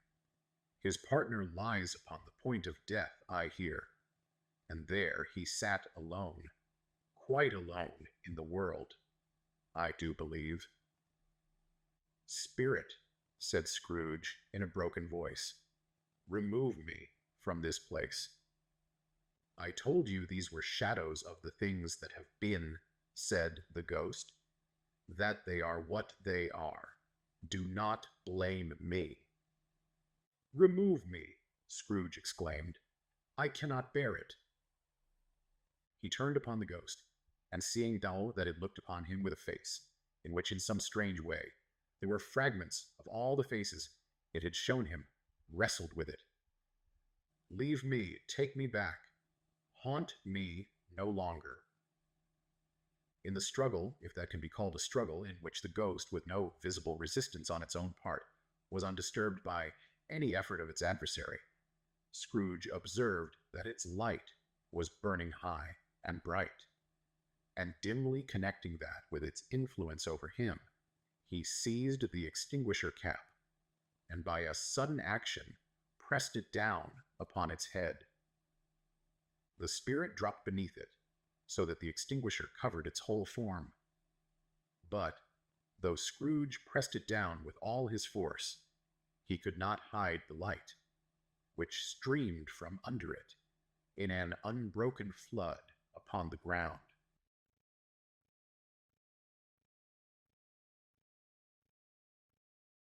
Stave 3, the second of the three spirits, awaking in the middle of a prodigiously tough snore, and sitting up in bed to get his thoughts together, Scrooge had no occasion to be told that the bell was again upon the stroke of 1. He felt that he was restored to consciousness in the right nick of time, for the especial purpose of holding a conference with the second messenger dispatched to him through Jacob Marley's intervention. But finding that he turned uncomfortably cold when he began to wonder which of his curtains this new spectre would draw back, he put them every one aside with his own hands, and, lying down again, established a sharp lookout all round the bed. For he wished to challenge the spirit on the moment of its appearance, and did not wish to be taken by surprise and made nervous. Gentlemen of the free and easy sort, who plume themselves on being acquainted with a move or two, and being usually equal to the time of day, express the wide range of their capacity for adventure by observing that they are good for anything from pitch and toss to manslaughter, between which opposite extremes, no doubt, there lies a tolerably wide and comprehensive range of subjects, without venturing for Scrooge quite as heartily as this. I don't mind calling on you to believe that he was ready for a good broad field of strange appearances, and that nothing between a baby and rhinoceros would have astonished him very much. Now being prepared for almost anything, he was not by any means prepared for nothing, and consequently, when the bell struck one and no shape appeared, he was taken with a violent fit of trembling. 5 minutes, 10 minutes, a quarter of an hour went by, yet nothing came. All this time he lay upon his bed, the very core and center of a blaze of ruddy light, which streamed upon it when the clock proclaimed the hour, and which, being only light, was more alarming than a dozen ghosts, as he was powerless to make out what it meant, or would be at, and was sometimes apprehensive that he might be at that very moment an interesting case of spontaneous combustion without having the consolation of knowing it. At last, however, he began to think as you or I would have thought at first, for it is always the person not in the predicament who knows what ought to have been done in it, and would unquestionably have done it too. At last, I say, he began to think that the source and secret of this ghostly light might be in the adjoining room, from whence, on further tracing it, it seemed to shell. This idea taking full possession of his mind, he got up softly and shuffled in his slippers to the door. The moment Scrooge's hand was in the lock, a strange voice called him by his name, and bade him enter. He obeyed. It was his own room. There was no doubt about that. But it had undergone a surprising transformation. The walls and ceiling were so hung with living green that it looked a perfect grove, from every part of which bright gleaming berries glistened. The crisp leaves of holly, mistletoe, and ivy reflected back the light, as if so many little mirrors had been scattered there. And such a mighty blaze went roaring up the chimney as that dull petrification of a hearth had never known in Scrooge's time, or Marley's, or for many and many a winter season gone. Heaped up on the floor to form a kind of throne were turkeys, geese, game, poultry, brawn, great joints of meat, sucking pigs, long wreaths of sausages, mince pies, plum puddings, barrels of oysters, red-hot chestnuts, cherry-cheeked apples, juicy oranges, luscious pears, immense twelfth cakes, and seething bowls of punch that made the chamber dim with their delicious steam. In easy state upon this couch there sat a jolly giant, glorious to see, who bore a glowing torch in shape not unlike Plenty's horn, and held it up high up to shed its light on Scrooge as he came peeping round the door. "Come in," exclaimed the ghost. "Come in, and know me better, man." Scrooge entered timidly, and hung his head before this spirit. He was not the dogged Scrooge he had been, and though the spirit's eyes were clear and kind, he did not like to meet them. "I am the ghost of Christmas present," said the spirit. "Look upon me." "You have never seen the like of me before," exclaimed the spirit. "Never," Scrooge made answer to it. "Have never walked forth with the younger members of my family, meaning, for I am very young, my elder brothers, born in these later years," pursued the phantom. "I don't think I have," said Scrooge. "I am afraid I have not. Have you had many brothers, spirit?" "More than 1,800, said the ghost. "A tremendous family to provide for," muttered Scrooge. The ghost of Christmas present rose. "Spirit," said Scrooge submissively, "conduct me where you will. I went forth last night on compulsion, and I learnt a lesson which is working now. Tonight, if you have aught to teach me, let me profit by it." "Touch my robe." Scrooge did as he was told, and held it fast. Holly, mistletoe, red berries, ivy, turkeys, geese, game, poultry, brawn, meat, pigs, sausages, oysters, pies, puddings, fruit, and punch, all vanished instantly. So did the room, the fire, the ruddy glow, the hour of night. And they stood in the city streets on Christmas morning, where, for the weather was severe, the people made a rough but brisk and not unpleasant kind of music, in scraping the snow from the pavement in front of their dwellings, and from the tops of their houses, whence it was mad delight to the boys to see it come plumping down into the road below, and splitting into artificial little snowstorms. The house fronts looked black enough, and the windows blacker, contrasting with the smooth white sheet of snow upon the roofs, and with the dirtier snow upon the ground, which last deposit had been plowed up in deep furrows by the heavy wheels of carts and wagons, furrows that crossed and recrossed each other hundreds of times, where the great streets branched off and made intricate channels, hard to trace in the thick yellow mud and icy water.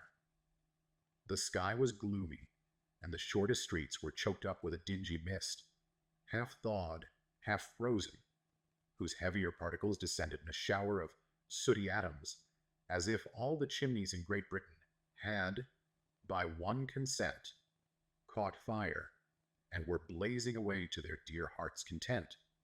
There was nothing very cheerful in the climate or the town, and yet was there an air of cheerfulness abroad that the clearest summer air and brightest summer sun might have endeavored to diffuse in vain. For the people who were shoveling away on the housetops were jovial and full of glee, calling out to one another from the parapets, and now and then exchanging a facetious, snowball better-natured missile, far than many a wordy jest, laughing heartily if it went right, and not less heartily if it went wrong. The poulterers' shops were still half open, and the fruiterers were radiant in their glory. There were great round pot-bellied baskets of chestnuts, shaped like the waistcoats of jolly old gentlemen, lolling at the doors and tumbling out into the street in their apoplectic opulence.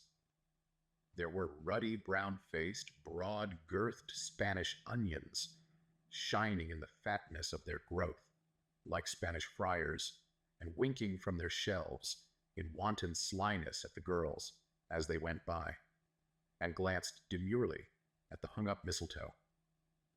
There were pears and apples, clustered high in blooming pyramids.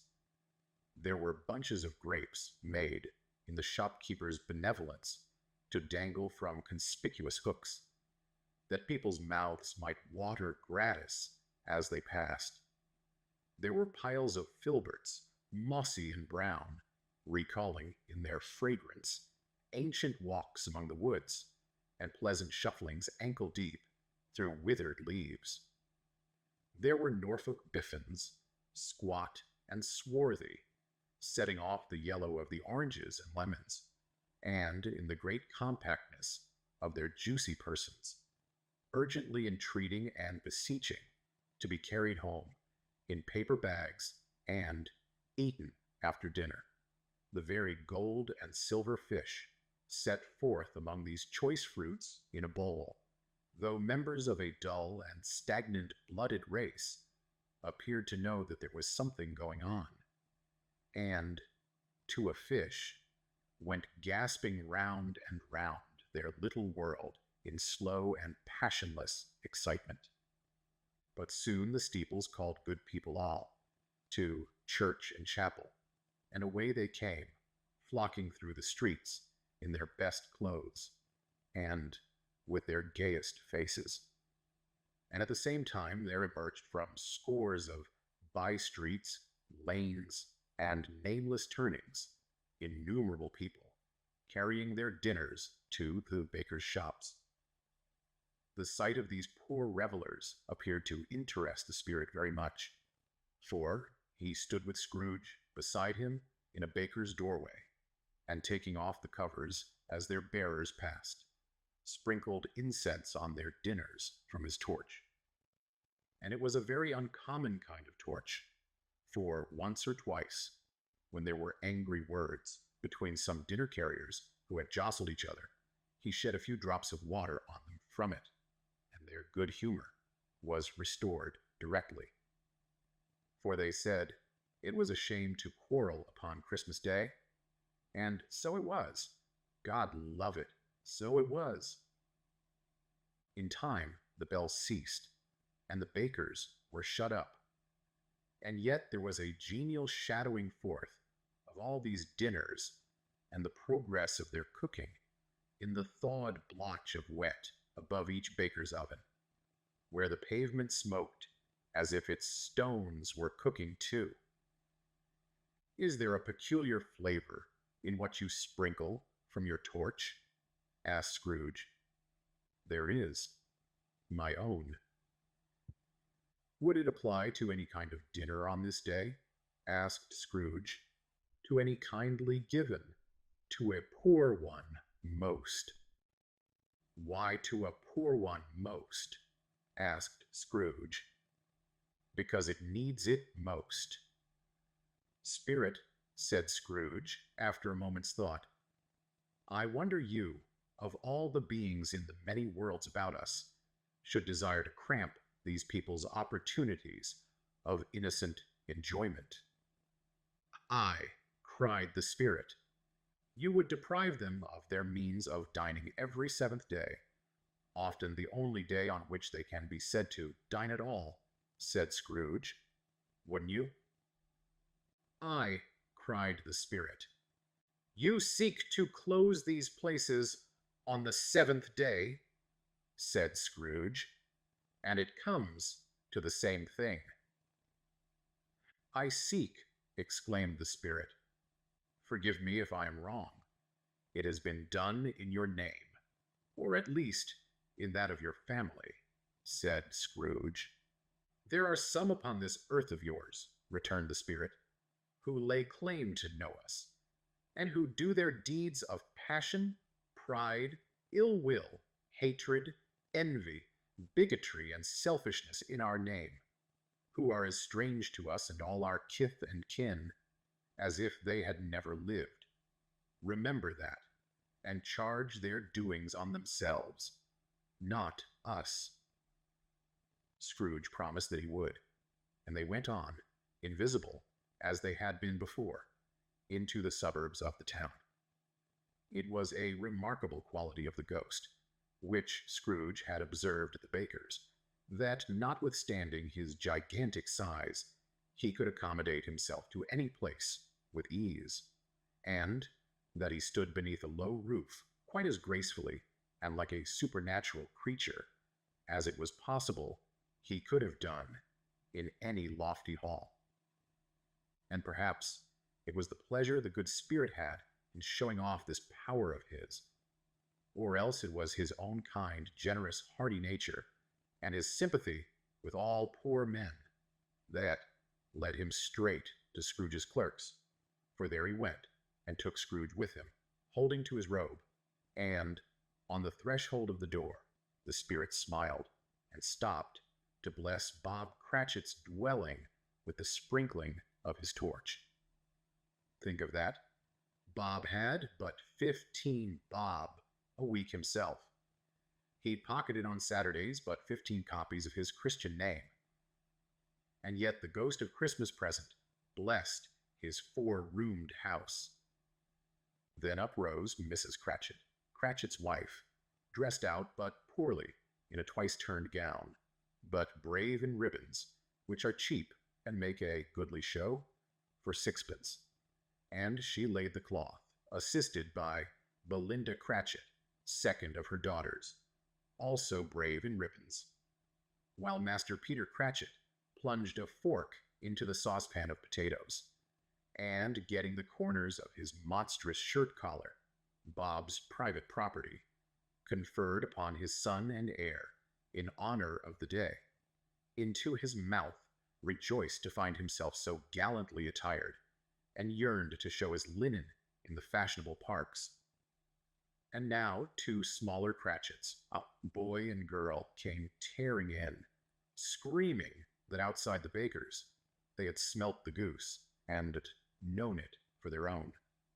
And basking in luxurious thoughts of sage and onion, these young Cratchits danced about the table, and exalted Master Peter Cratchit to the skies, while he, not proud, although his collars nearly choked him, blew the fire until the slow potatoes bubbling up, knocked loudly at the saucepan lid to be let out and peeled. "What has ever got your precious father, then?" said Mrs. Cratchit. "And your brother, Tiny Tim? And Martha warn't as late last Christmas Day by half an hour?" "Here's Martha, mother," said a girl, appearing as she spoke. "Here's Martha, mother," cried the 2 young Cratchits. "Hurrah! There's such a goose, Martha!" "Why, bless your heart alive, my dear, how late you are," said Mrs. Cratchit, kissing her a dozen times, and taking off her shawl and bonnet for her with officious zeal. "We'd a deal of work to finish up last night," replied the girl, "and had to clear away this morning, mother." "Well, never mind so long as you are come," said Mrs. Cratchit. "Sit ye down before the fire, my dear, and have a warm. Lord bless ye." "No, no, there's father coming," cried the 2 young Cratchits, who were everywhere at once. "Hide, Martha, hide." So Martha hid herself, and in came little Bob, the father, with at least 3 feet of comforter, exclusive of the fringe, hanging down before him, and his threadbare clothes darned up and brushed to look seasonable, and Tiny Tim upon his shoulder. Alas for Tiny Tim, he bore a little crutch, and had his limbs supported by an iron frame. "Why, where's our Martha?" cried Bob Cratchit, looking round. "Not coming," said Mrs. Cratchit. "Not coming," said Bob, with a sudden declension in his high spirits, for he had been Tim's blood horse all the way from church, and had come home rampant. "Not coming upon Christmas Day." Martha didn't like to see him disappointed, if it were only in joke. So she came out prematurely from behind the closet door, and ran into his arms, while the 2 young Cratchits hustled Tiny Tim, and bore him off into the wash-house, that he might hear the pudding singing in the copper. "And how did little Tim behave?" asked Mrs. Cratchit, when she had rallied Bob on his credulity, and Bob had hugged his daughter to his heart's content. "As good as gold," said Bob, "and better. Somehow he gets thoughtful, sitting by himself so much, and thinks the strangest things you ever heard. He told me, coming home, that he hoped the people saw him in the church because he was a cripple, and it might be pleasant to them to remember upon Christmas Day who made lame beggars walk and blind men see. Bob's voice was tremulous when he told them this, and trembled more when he said that Tiny Tim was growing strong and hearty. His active little crutch was heard upon the floor, and back came Tiny Tim before another word was spoken, escorted by his brother and sister to his stool before the fire. And while Bob, turning up his cuffs, as if, poor fellow, they were capable of being made more shabby compounded, some hot mixture in a jug with gin and lemons, and stirred it round and round, and put it on the hob to simmer. Master Peter and the two ubiquitous young Cratchits went to fetch the goose, with which they soon returned in high procession. Such a bustle ensued that you might have thought a goose the rarest of all birds, a feathered phenomenon, to which a black swan was a matter of course, and in truth it was something very like it in that house. Mrs. Cratchit made the gravy, ready beforehand in a little saucepan, hissing hot. Master Peter mashed the potatoes with incredible vigor. Miss Belinda sweetened up the applesauce. Martha dusted the hot plates. Bob took Tiny Tim beside him in a tiny corner at the table. The two young Cratchits set chairs for everybody, not forgetting themselves, and mounting guard upon their posts, crammed spoons into their mouths, lest they should shriek for goose before their turn came to be helped. At last the dishes were set on, and grace was said. It was succeeded by a breathless pause, as Mrs. Cratchit, looking slowly all along the carving knife, prepared to plunge it in the breast.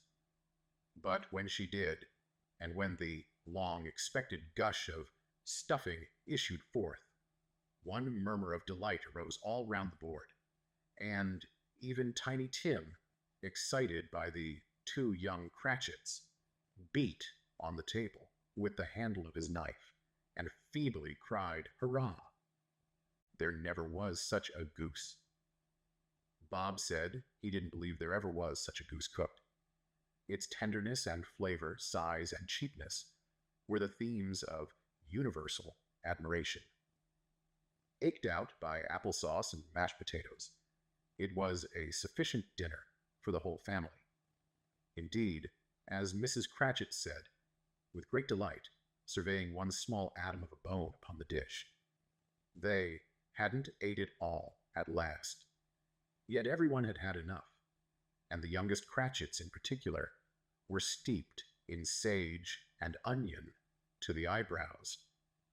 But now, the plates being changed by Miss Belinda, Mrs. Cratchit left the room alone, too nervous to bear witnesses, to take the pudding up and bring it in. Suppose it should not be done enough. Suppose it should break in turning out. Suppose somebody should have got over the wall of the backyard and stolen it while they were merry with the goose, a supposition at which the two young Cratchits became livid. All sorts of horrors were supposed. Hullo! A great deal of steam. The pudding was out of the copper, a smell like a washing day. That was the cloth, a smell like an eating house and a pastry cook's next door to each other, with a laundress's next door to that. That was the pudding. In half a minute Mrs. Cratchit entered, flushed, but smiling proudly, with the pudding, like a speckled cannonball, so hard and firm, blazing in half a quartern of ignited brandy, and bedight with Christmas holly, stuck into the top. "Oh, a wonderful pudding," Bob Cratchit said, and calmly, too, that he regarded it as the greatest success achieved by Mrs. Cratchit, since their marriage. Mrs. Cratchit said that now the weight was off her mind. She would confess she had had her doubts about the quantity of flour. Everybody had something to say about it, but nobody said or thought it was at all a small pudding for a large family. It would have been flat heresy to do so. Any Cratchit would have blushed to hint at such a thing. At last the dinner was all done, the cloth was cleared, the hearth swept, and the fire made up, the compound in the jug being tasted and considered perfect. Apples and oranges were put upon the table, and a shovelful of chestnuts on the fire. Then all the Cratchit family drew round the hearth, in what Bob Cratchit called a circle, meaning half a one. And at Bob Cratchit's elbow stood the family display of glass. 2 tumblers and a custard cup without a handle. These held the hot stuff from the jug, however, as well as golden goblets would have done, and Bob served it out with beaming looks, while the chestnuts on the fire sputtered and cracked noisily. Then Bob proposed, "A Merry Christmas to us all, my dears. God bless us," which all the family re-echoed. "God bless us, everyone," said Tiny Tim, the last of all. He sat very close to his father's side upon his little stool. Bob held his withered little hand in his, as if he loved the child, and wished to keep him by his side, and dreaded that he might be taken from him. "Spirit," said Scrooge, with an interest he had never felt before, "tell me if Tiny Tim will live." "I see a vacant seat," replied the ghost, "in the poor chimney corner, and a crutch, without an owner, carefully preserved. If these shadows remain unaltered by the future, the child will die." "No, no," said Scrooge. "Oh, no, kind spirit. Say he will be spared."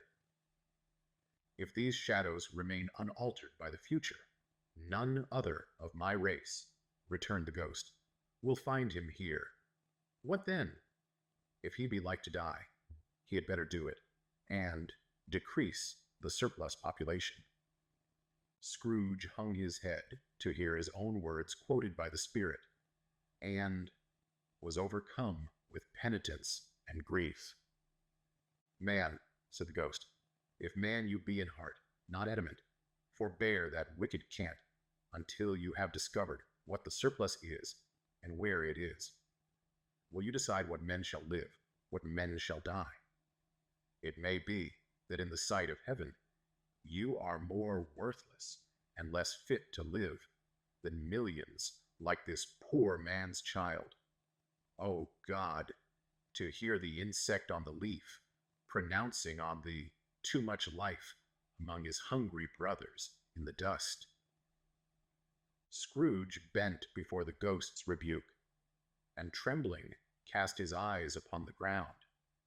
But he raised them speedily on hearing his own name. "Mr. Scrooge," said Bob. "I'll give you Mr. Scrooge, the founder of the feast." "The founder of the feast, indeed," cried Mrs. Cratchit, reddening. "I wish I had him here. I'd give him a piece of my mind to feast upon, and I hope he'd have a good appetite for it." "My dear," said Bob, "the children, Christmas Day." "It should be Christmas Day, I am sure," said she, "on which one drinks the health of such an odious, stingy, hard, unfeeling man as Mr. Scrooge. You know he is, Robert. Nobody knows it better than you do, poor fellow." "My dear," was Bob's mild answer, "Christmas Day." "I'll drink his health for your sake and the day's," said Mrs. Cratchit, "not for his. Long life to him, a Merry Christmas and a Happy New Year. He'll be very merry and very happy, I have no doubt." The children drank the toast after her. It was the first of their proceedings which had no heartiness. Tiny Tim drank it last of all, but he didn't care twopence for it. Scrooge was the ogre of the family. The mention of his name cast a dark shadow on the party, which was not dispelled for full 5 minutes. After it had passed away, they were 10 times merrier than before, from the mere relief of Scrooge the Baleful being done with. Bob Cratchit told them how he had a situation in his eye for Master Peter, which would bring in, if obtained, full 5 and 6pence weekly. The two young Cratchits laughed tremendously at the idea of Peter's being a man of business, and Peter himself looked thoughtfully at the fire from between his collars, as if he were deliberating what particular investments he should favor when he came into the receipt of that bewildering income. Martha, who was a poor apprentice at a milliner's, then told them what kind of work she had to do, and how many hours she worked at a stretch, and how she meant to lie abed tomorrow morning for a good long rest. Tomorrow, being a holiday, she passed at home. Also, how she had seen a countess and a lord some days before, and how the lord was much about as tall as Peter. At which Peter pulled up his collars so high that you couldn't have seen his head if you had been there. All this time, the chestnuts and the jug went round and round, and by they had a song about a lost child traveling in the snow from Tiny Tim, who had a plaintive little voice, and sang it very well indeed. There was nothing of high mark in this. They were not a handsome family. They were not well dressed. Their shoes were far from being waterproof. Their clothes were scanty.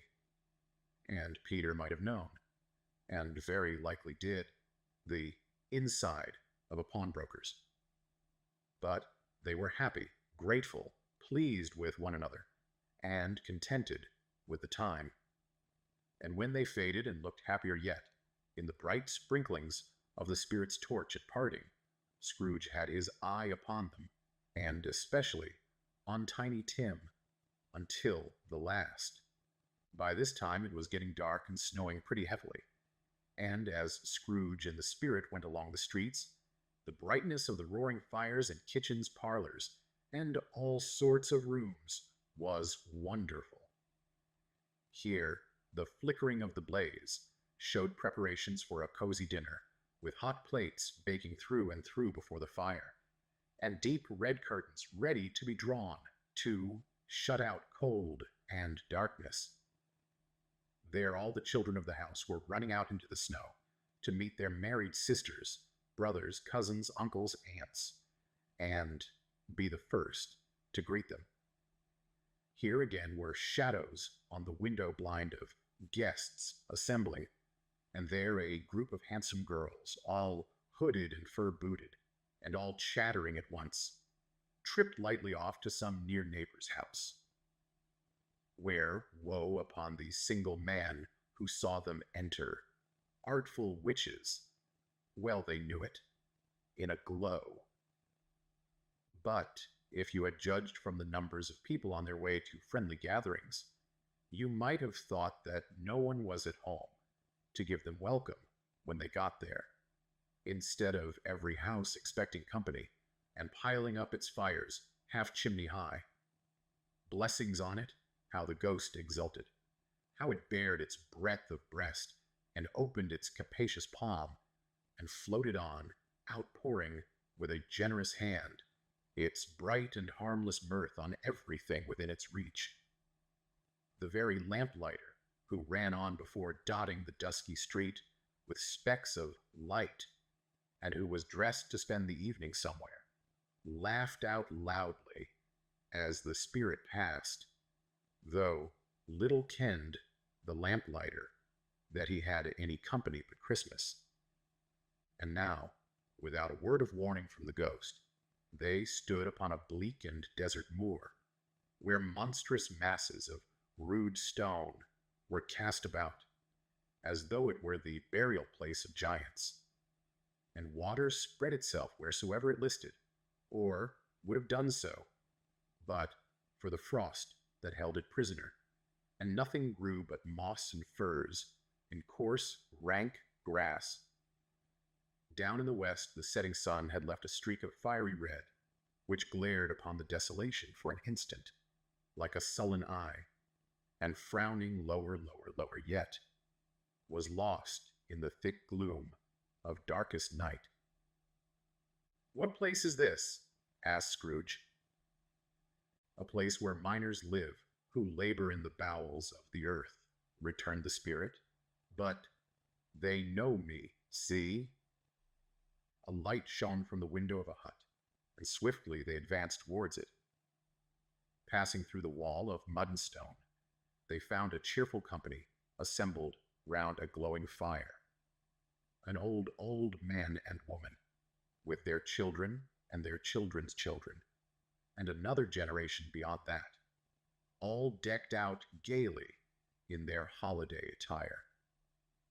The old man, in a voice that seldom rose above the howling of the wind upon the barren waste, was singing them a Christmas song. It had been a very old song when he was a boy, and from time to time they all joined in the chorus.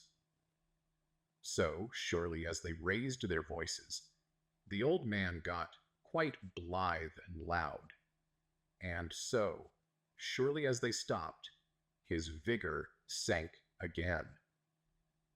The spirit did not tarry here, but bade Scrooge hold his robe, and, passing on above the moor, sped whither?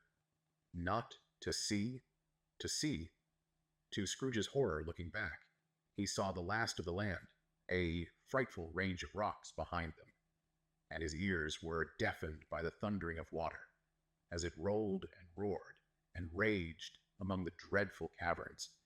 It had warned and fiercely tried to undermine the earth. Built upon a dismal reef of sunken rocks, some league or so from shore, on which the waters chafed and dashed, the wild year through, there stood a solitary lighthouse. Great heaps of seaweed clung to its base, and storm birds, born of the wind, one might suppose, as seaweed of the water rose and fell about it, like the waves they skimmed. But even here, two men who watched the light had made a fire that, through the loophole in the thick stone wall, shed out a ray of brightness on the awful sea.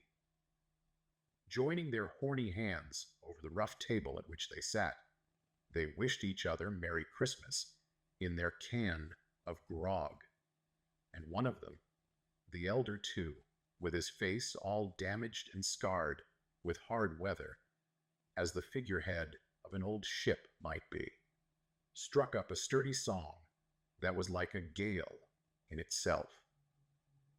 Again the ghost sped on, above the black and heaving sea, on, and till, being far away, as he told Scrooge, from any shore, they lighted on a ship. They stood beside the helmsman at the wheel, the lookout in the bow, the officers who had the watch, dark, ghostly figures in their several stations. But every man among them hummed a Christmas tune, or had a Christmas thought, or spoke below his breath to his companion of some bygone Christmas day, with homeward hopes belonging to it. And every man on board, waking or sleeping, good or bad, had had a kinder word for another on that day than on any day in the year, and had shared to some extent in its festivities, and had remembered those he cared for at a distance, and had known that they delighted to remember him. It was a great surprise to Scrooge, while listening to the moaning of the wind, and thinking what a solemn thing it was to move on through the lonely darkness, over an unknown abyss, whose depths were secrets as profound as death. It was a great surprise to Scrooge, while thus engaged, to hear a hearty laugh. It was a much greater surprise to Scrooge to recognize it as his own nephew's, and to find himself in a bright, dry, gleaming room, with the spirit standing smiling by his side and looking at that same nephew with approving affability. "Ha ha ha," laughed Scrooge's nephew. "Ha ha ha ha. If you should happen, by any unlikely chance, to know a man more blessed in a laugh than Scrooge's nephew, all I can say is, I should like to know him too. Introduce him to me, and I'll cultivate his acquaintance. It is a fair, even-handed, noble adjustment of things, that while there is infection and disease and sorrow, there is nothing in the world so irresistibly contagious as laughter and good humor. When Scrooge's nephew laughed in this way, holding his sides, rolling his head, and twisting his face into the most extravagant contortions, Scrooge's niece, by marriage, laughed as heartily as he, and their assembled friends, being not a bit behindhand, roared out lustily. "He said that Christmas was a humbug." "As I live," cried Scrooge's nephew, "he believed it too." "More shame for him, Fred," said Scrooge's niece, indignantly. "Bless those women. They never do anything by halves. They are always in earnest."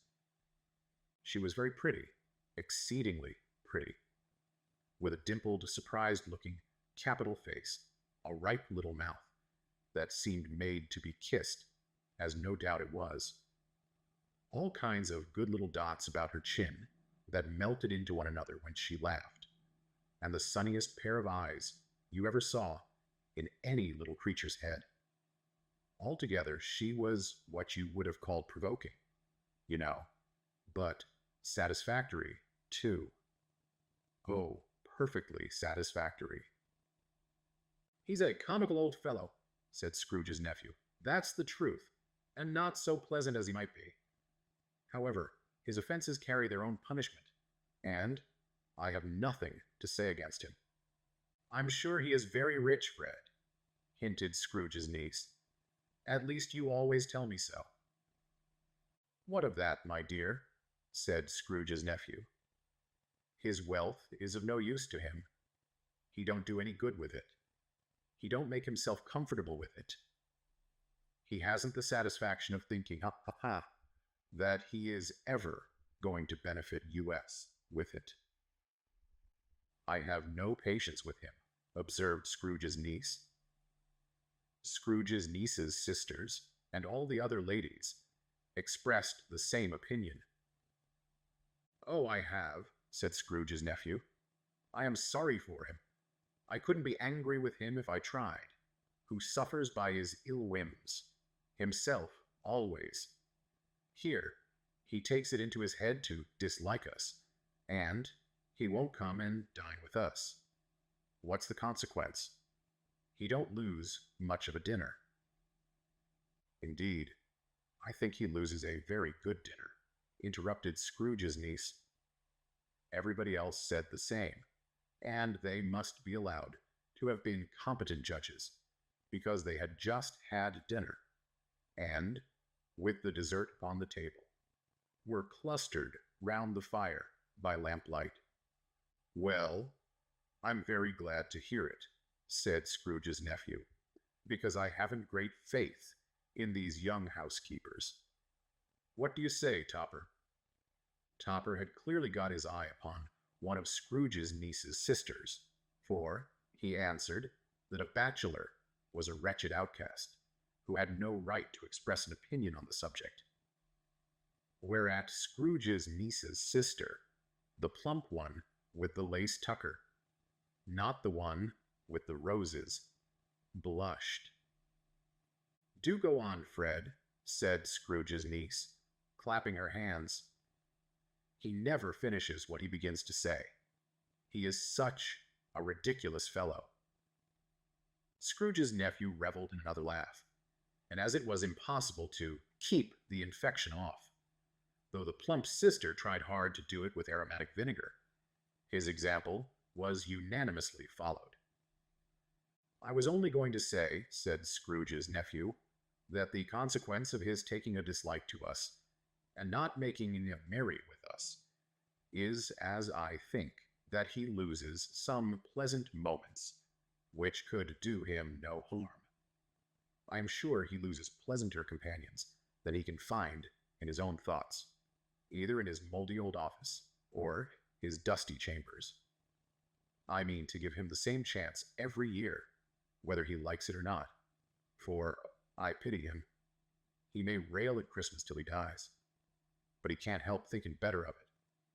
I defy him if he finds me going there in good temper year after year and saying, 'Uncle Scrooge, how are you?'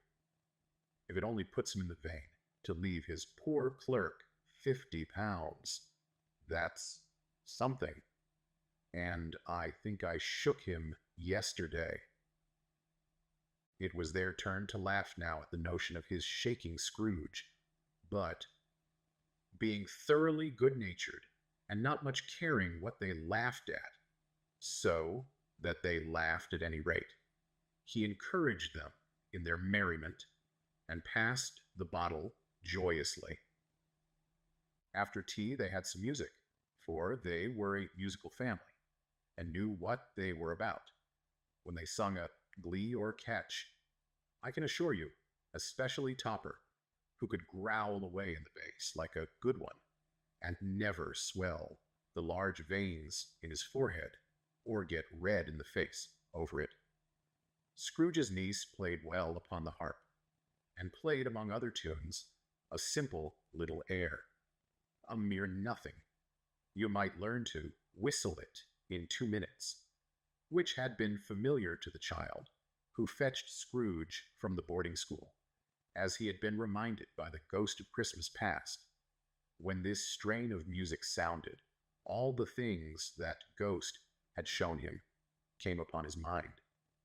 He softened more and more, and thought that if he could have listened to it often, years ago, he might have cultivated the kindnesses of life for his own happiness with his own hands, without resorting to the sexton's spade that buried Jacob Marley.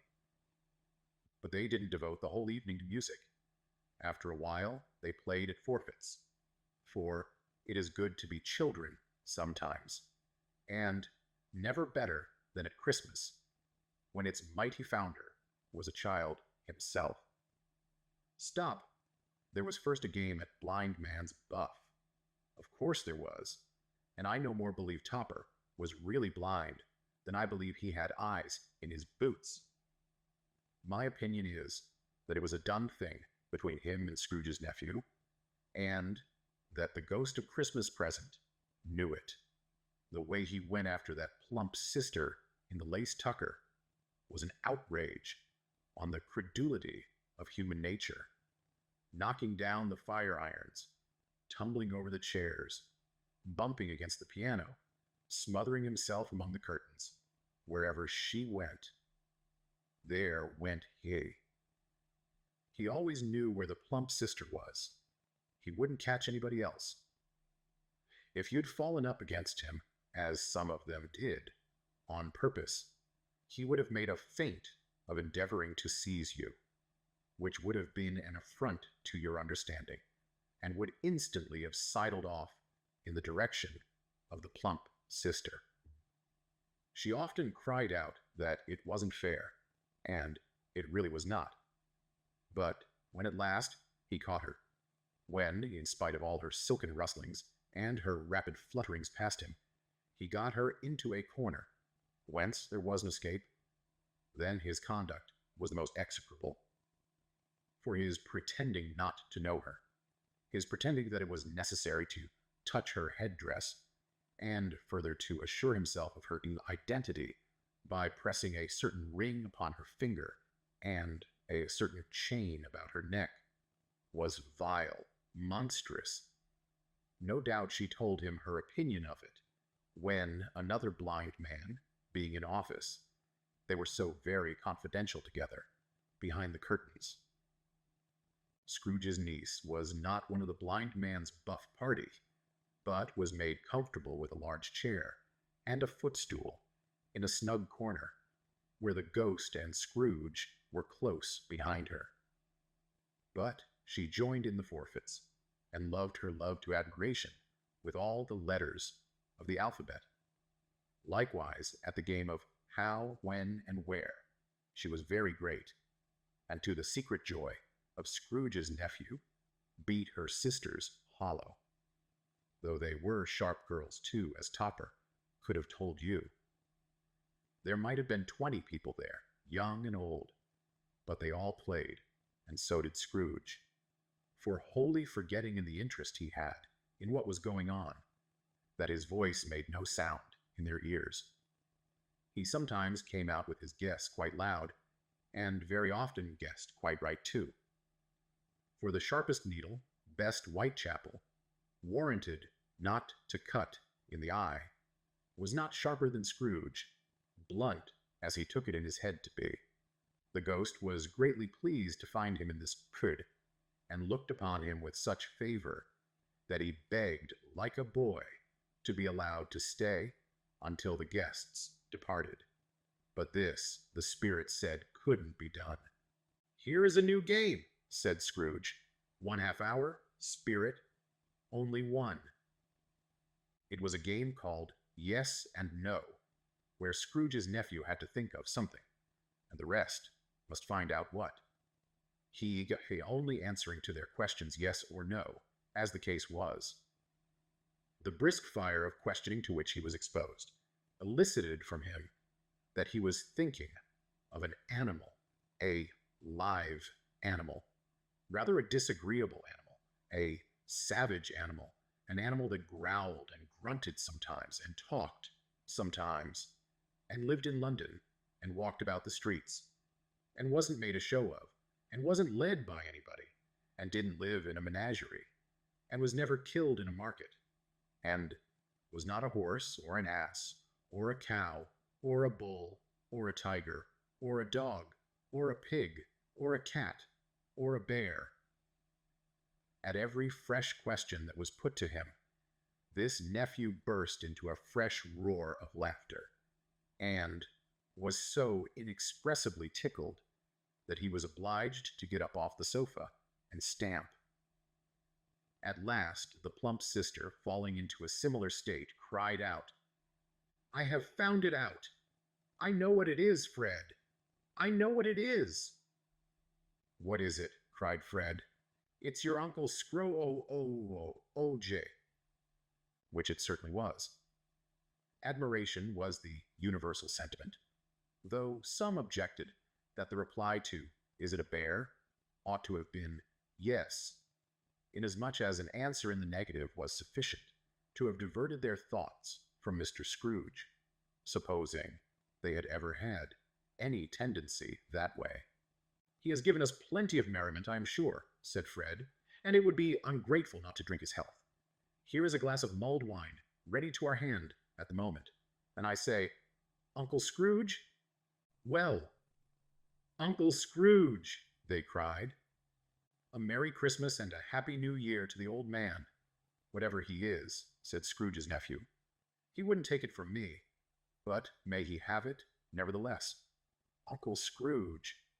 Uncle Scrooge had imperceptibly become so gay and light of heart that he would have pledged the unconscious company in return, and thanked them in an inaudible speech, if the ghost had given him time.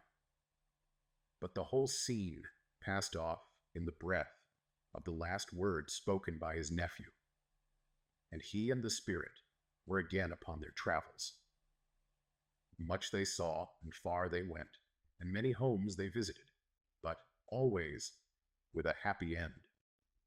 The spirit stood beside sick beds, and they were cheerful, on foreign lands, and they were close at home, by struggling men, and they were patient in their greater hope, by poverty, and it was rich. In almshouse, hospital, and jail, in misery's every refuge, where vain man, in his little brief authority, had not made fast the door and barred the spirit out, he left his blessing and taught Scrooge his precepts. It was a long night, if it were only a night, but Scrooge had his doubts of this, because the Christmas holidays appeared to be condensed into the space of time they passed together. It was strange, too, that while Scrooge remained unaltered in his outward form, the ghost grew older, clearly older. Scrooge had observed this change, but never spoke of it, until they left a children's Twelfth Night party, when looking at the spirit as they stood together in an open place, he noticed that its hair was gray. "Are spirits' lives so short?" asked Scrooge. "My life upon this globe is very brief," replied the ghost. "It ends tonight." "Tonight?" cried Scrooge. "Tonight at midnight. Hark! The time is drawing near." The chimes were ringing the 11:15 at that moment. "Forgive me if I am not justified in what I ask," said Scrooge, looking intently at the spirit's robe. "But I see something strange, and not belonging to yourself, protruding from your skirts. Is it a foot or a claw?" "It might be a claw, for the flesh there is upon it," was the spirit's sorrowful reply. "Look here." From the foldings of its robe, it brought two children, wretched, abject, frightful, hideous, miserable. They knelt down at its feet and clung upon the outside of its garment. "Oh, man! Look here! Look! Look! Down here!" exclaimed the ghost. Scrooge started back, appalled. Having them shown to him in this way, he tried to say they were fine children, but the words choked themselves, rather than be parties to a lie of such enormous magnitude. "Spirit, are they yours?" Scrooge could say no more. "They are man's," said the spirit, looking down upon them. "And they cling to me, appealing from their fathers. This boy is ignorance. This girl is want. Beware them both and all of their degree. But most of all beware this boy, for on his brow I see that written which is doom, unless the writing be erased." "Deny it," cried the spirit, stretching out its hand towards the city. "Slander those who tell it ye. Admit it for your factious purposes, and make it worse, and bide the end." "Have they no refuge or resource?" cried Scrooge. "Are there no prisons?" said the spirit, turning on him for the last time with his own words. "Are there no workhouses?" The bell struck 12. Scrooge looked about him for the ghost, and saw it not. As the last stroke ceased to vibrate, he remembered the prediction of old Jacob Marley, and lifting up his eyes, beheld a solemn phantom, draped and hooded, coming like a mist along the ground towards him.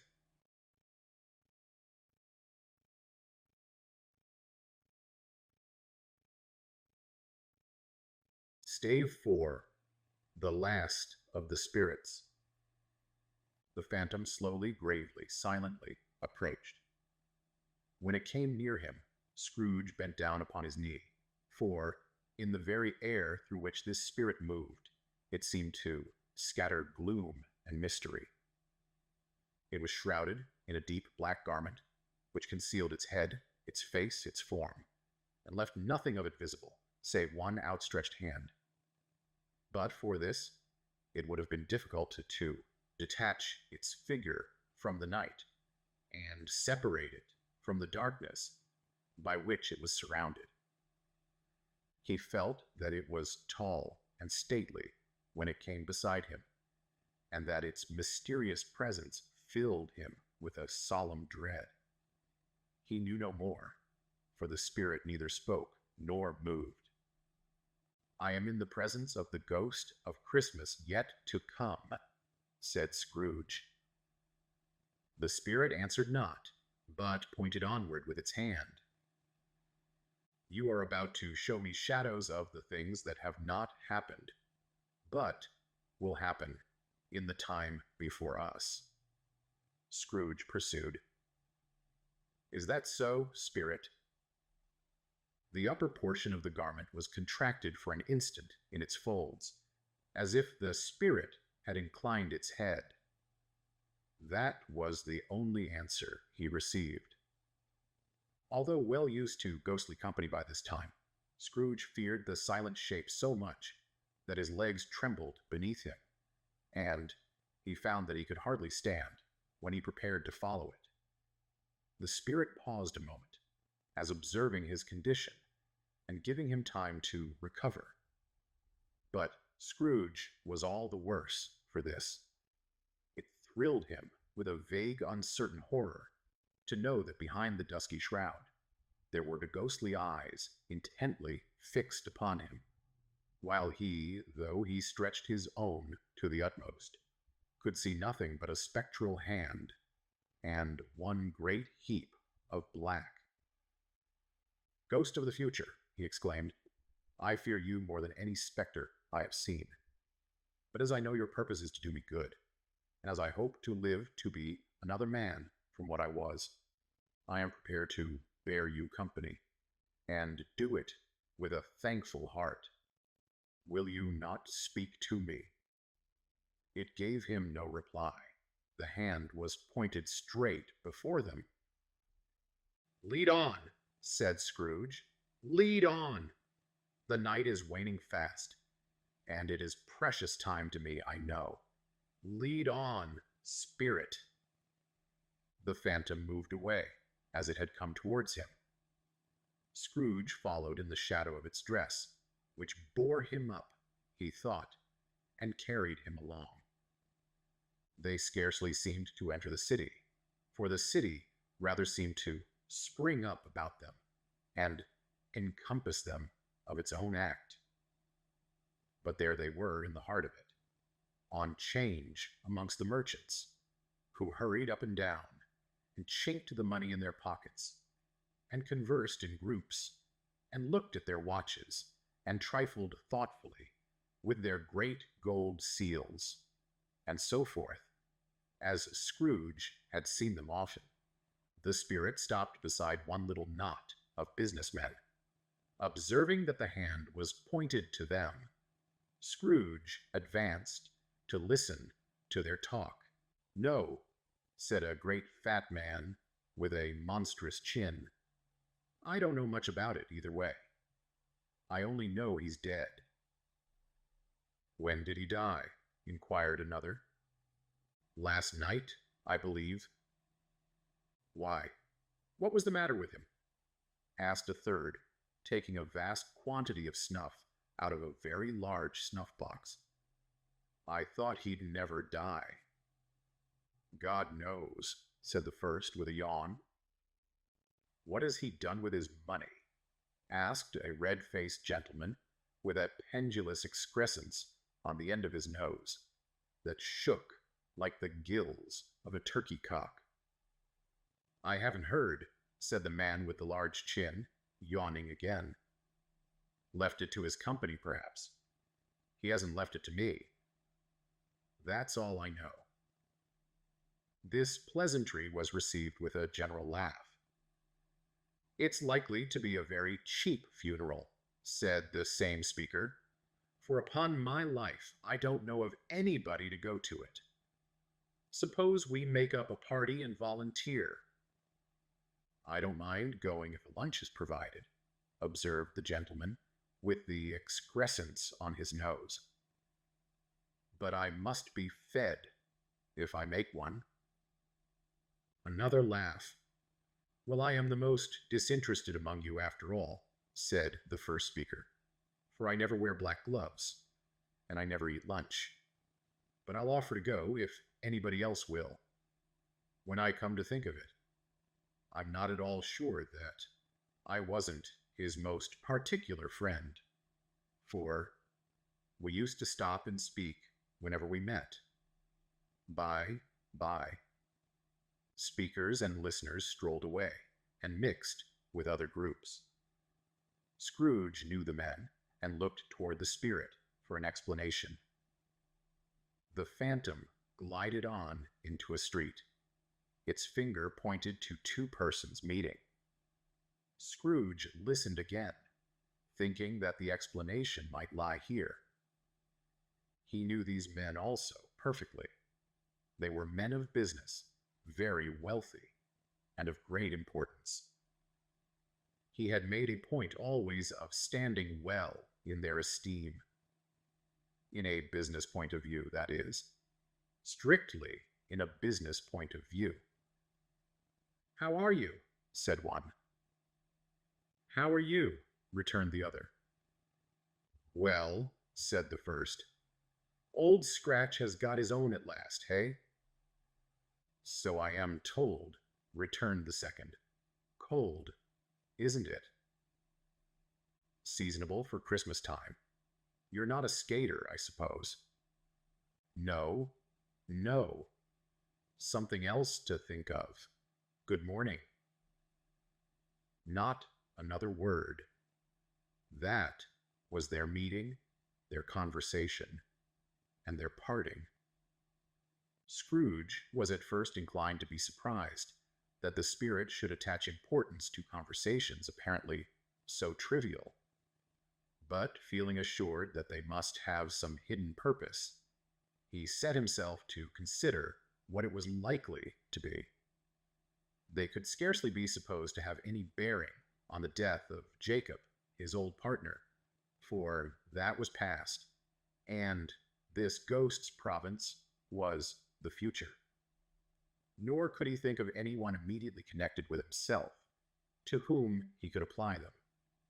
But nothing doubting that to whomsoever they applied, they had some latent moral for his own improvement, he resolved to treasure up every word he heard, and everything he saw, and especially to observe the shadow of himself when it appeared.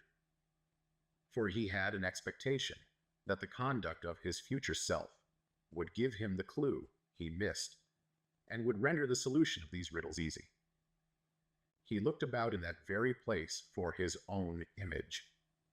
But another man stood in his accustomed corner, and though the clock pointed to his usual time of day for being there, he saw no likeness of himself among the multitudes that poured in through the porch. It gave him little surprise, however, for he had been revolving in his mind a change of life, and thought and hoped he saw his newborn resolutions carried out in this. Quiet and dark beside him stood the phantom, with its outstretched hand. When he roused himself from his thoughtful quest, he fancied from the turn of the hand, and its situation in reference to himself, that the unseen eyes were looking at him keenly. It made him shudder and feel very cold. They left the busy scene and went into an obscure part of the town where Scrooge had never penetrated before, although he recognized its situation and its bad repute. The ways were foul and narrow, the shops and houses wretched, the people half naked, drunken, slipshod, ugly. Alleys and archways, like so many cesspools, disgorged their offenses of smell and dirt and life upon the straggling streets, and the whole quarter reeked with crime, with filth and misery. Far in this den of infamous resort, there was a low-browed, beetling shop below a penthouse roof, where iron old rags, bottles, bones, and greasy offal were bought. Upon the floor within were piled up heaps of rusty keys, nails, chains, hinges, files, scales, weights, and refuse iron of all kinds. Secrets that few would like to scrutinize were bred and hidden in mountains of unseemly rags, masses of corrupted fat, and sepulchres of bones. Sitting in among the wares he dealt in by a charcoal stove made of old bricks was a gray-haired rascal, nearly 70 years of age, who had screened himself from the cold air without by a fruity curtaining of miscellaneous tatters, hung upon a line, and smoked his pipe in all the luxury of calm retirement. Scrooge and the Phantom came into the presence of this man, just as a woman with a heavy bundle slunk into the shop. But she had scarcely entered, when another woman, similarly laden, came in too, and she was closely followed by a man in faded black, who was no less startled by the sight of them than they had been upon the recognition of each other. After a short period of blank astonishment, in which the old man with the pipe had joined them, they all three burst into a laugh. "Let the charwoman alone to be the first," cried she who had entered first. "Let the laundress alone to be the second, and let the undertaker's man alone to be the third. Look here, old Joe, here's a chance, if we haven't all three met here without meaning it." "You couldn't have met in a better place," said old Joe, removing his pipe from his mouth. "Come into the parlor. You were made free of it long ago, you know. And the other two ain't strangers. Stop till I shut the door of the shop. Ah, how it squeaks! There ain't such a rusty bit of metal in the place as its own hinges, I believe. And I'm sure there's no such old bones here as mine. Ha ha, ha ha. We're all suitable to our calling. We're well matched. Come into the parlor. Come into the parlor." The parlor was the space behind the screen of rags. The old man raked the fire together with an old stair rod, and having trimmed his smoky lamp, for it was night, with the stem of his pipe, put it in his mouth again. While he did this, the woman who had already spoken threw her bundle on the floor, and sat down in a flaunting manner on a stool, crossing her elbows on her knees, and looking with a bold defiance at the other two. "What odds, then? What odds, Mrs. Dilber?" said the woman. "Every person has a right to take care of themselves. He always did." "That's true indeed," said the laundress. "No man more so." "Why, then, don't stand staring as if you was afraid, woman. Who's the wiser? We're not going to pick holes in each other's coats, I suppose." "No, indeed," said Mrs. Dilber and the man together. "We should hope not." "Very well, then," cried the woman. "That's enough. Who's the worse for the loss of a few things like these? Not a dead man, I suppose." "No, indeed," said Mrs. Dilber, laughing. "If he wanted to keep him after he was dead, a wicked old screw," pursued the woman. "Why wasn't he natural in his lifetime?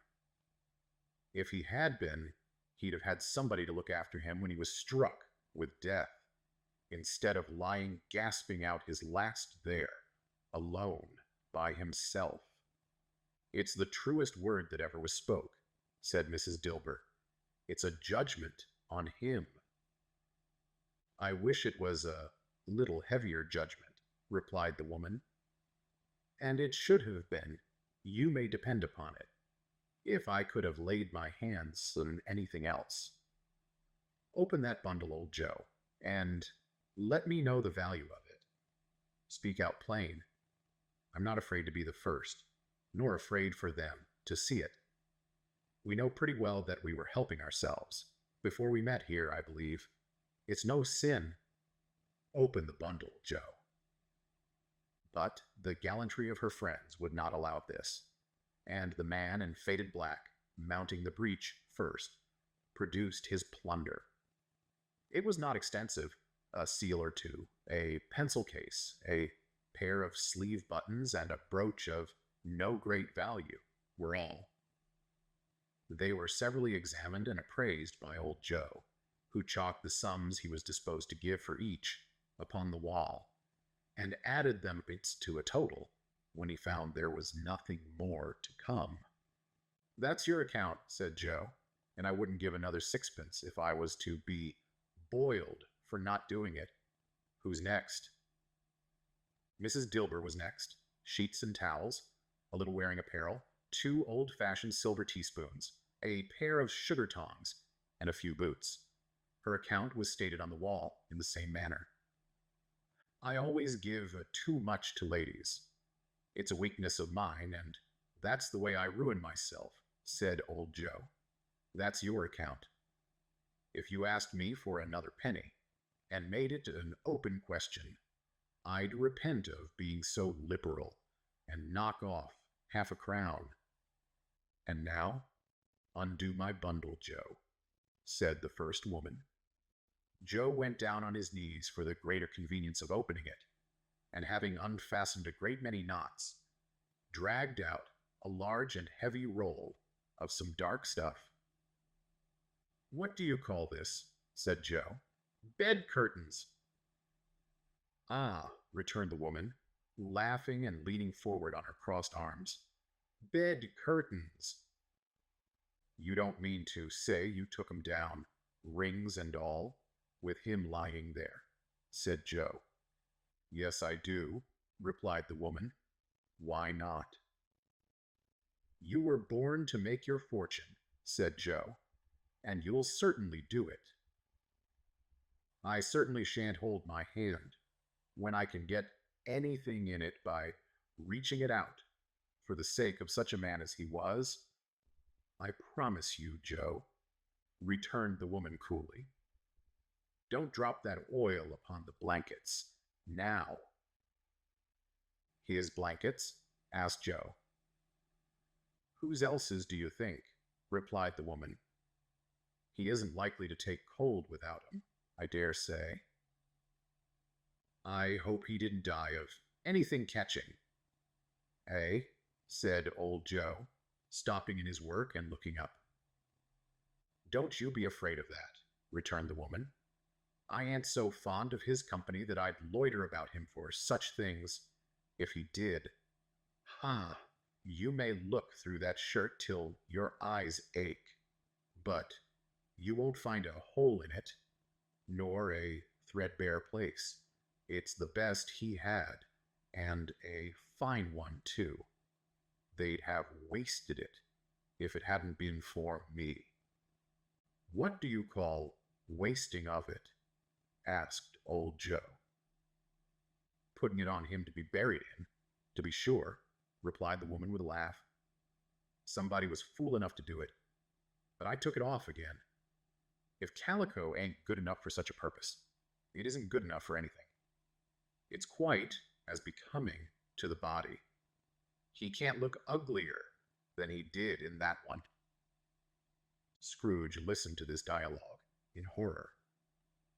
As they sat grouped about their spoil, in the scanty light afforded by the old man's lamp, he viewed them with a detestation and disgust, which could hardly have been greater, though they had been obscene demons, marketing the corpse itself. Ha ha, ha ha, laughed the same woman when old Joe, producing a flannel bag with money in it, told out their several gains upon the ground. This is the end of it, you see.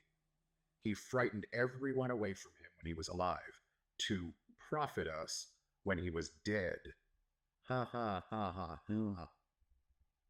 Spirit, said Scrooge, shuddering from head to foot. I see, I see.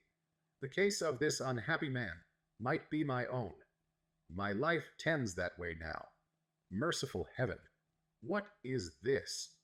He recoiled in terror, for the scene had changed, and now he almost touched a bed, a bare, uncurtained bed, on which, beneath a ragged sheet, there lay a something covered up, which, though it was dumb, announced itself in awful language.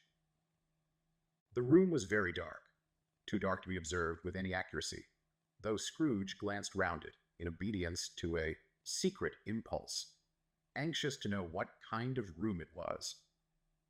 A pale light, rising in the outer air, fell straight upon the bed, and on it, plundered and bereft, unwatched, unwept, uncared for, was the body of this man. Scrooge glanced towards the phantom. Its steady hand was pointed to the head. The cover was so carelessly adjusted that the slightest raising of it, the motion of a finger upon Scrooge's part, would have disclosed the face. He thought of it, felt how easy it would be to do, and longed to do it, but had no more power to withdraw the veil than to dismiss the spectre at his side. O cold, cold, rigid, dreadful death, set up thine altar here, and dress it with such terrors as thou hast at thy command, for this is thy dominion. But of the loved, revered, and honored head, thou canst not turn one hair to thy dread purposes, or make one feature odious. It is not that the hand is heavy and will fall down when released. It is not that the heart and pulse are still, but that the hand was open, generous, and true, the heart brave, warm, and tender, and the pulse a man's. Strike, shadow, strike, and see his good deeds springing from the wound to sow the world with life immortal. No voice pronounced these words in Scrooge's ears, and yet he heard them when he looked upon the bed. He thought, if this man could be raised up now, what would be his foremost thoughts? Avarice, hard-dealing, griping cares. They have brought him to a rich end, truly. He lay in the dark, empty house, with not a man, a woman, or a child, to say that he was kind to me in this or that, and, for the memory of one kind word, I will be kind to him. A cat was tearing at the door, and there was a sound of gnawing rats beneath the hearthstone. What they wanted in the room of death, and why they were so restless and disturbed, Scrooge did not dare to think. "Spirit," he said, "this is a fearful place. In leaving it, I shall not leave its lesson. Trust me. Let us go." Still the ghost pointed with an unmoved finger to the head. "I understand you," Scrooge returned, "and I would do it, if I could. But I have not the power, Spirit. I have not the power." Again it seemed to look upon him. If there is any person in the town who feels emotion caused by this man's death, said Scrooge, quite agonized, "show that person to me, Spirit. I beseech you." The phantom spread its dark robe before him for a moment, like a wing, and, withdrawing it, revealed a room by daylight, where a mother and her children were. She was expecting someone, and with anxious eagerness, for she walked up and down the room, started at every sound, looked out from the window, glanced at the clock, tried, but in vain, to work with her needle, and could hardly bear the voices of the children in their play. At length, the long-expected knock was heard. She hurried to the door and met her husband, a man whose face was careworn and depressed, though he was young. There was a remarkable expression in it now, a kind of serious delight, of which he felt ashamed, and which he struggled to repress. He sat down to the dinner that had been hoarding for him by the fire, and when she asked him faintly what news, which was not until after a long silence, he appeared embarrassed how to answer. "Is it good," she said, "or bad, to help him?" "Bad," he answered. "We are quite ruined." "No, there is hope yet, Caroline." "If he relents," she said, amazed, "there is. Nothing is past hope if such a miracle has happened." "He is past relenting," said her husband. "He is dead." She was a mild and patient creature, if her face spoke truth, but she was thankful in her soul to hear it, and she said so with clasped hands She prayed forgiveness the next moment and was sorry, but the first was the emotion of her heart. What the half-drunken woman, whom I told you of last night, said to me when I tried to see him and obtain a week's delay, and what I thought was a mere excuse to avoid me, turns out to have been quite true. He was not only very ill, but dying then.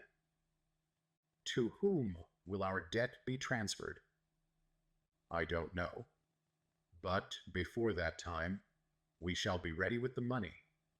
And even though we were not, it would be a bad fortune indeed to find so merciless a creditor in his successor. We may sleep tonight with light hearts, Caroline. Yes. Soften it as they would, their hearts were lighter. The children's faces, hushed and clustered round to hear what they so little understood, were brighter, and it was a happier house for this man's death. The only emotion that the ghost could show him, caused by the event, was a pleasure. Let me see some tenderness connected with a death, said Scrooge, or that dark chamber spirit, which we left just now, will be forever present to me. The ghost conducted him through several streets familiar to his feet, and as they went along, Scrooge looked here and there to find himself, but nowhere was he to be seen.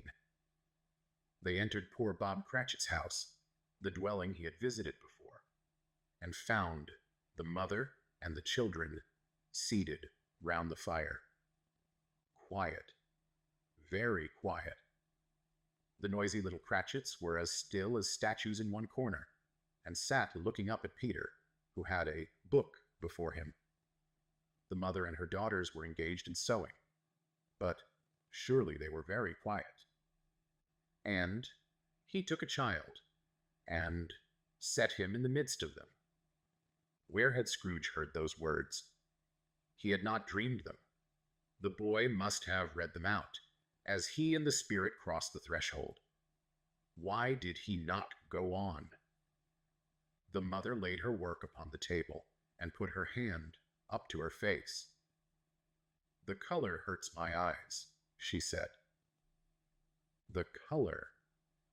Ah, poor Tiny Tim. They're better now again, said Cratchit's wife. It makes them weak by candlelight, and I wouldn't show weak eyes to your father when he comes home. For the world, it must be near his time. Past it, rather, Peter answered, shutting up his book. But I think he has walked a little slower than he used these few last evenings, mother. They were very quiet again. At last she said, and in a steady, cheerful voice, that only faltered once. I have known him walk with Tiny Tim upon his shoulder, very fast indeed.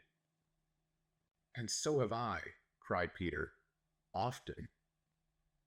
And so have I, exclaimed another. So had all.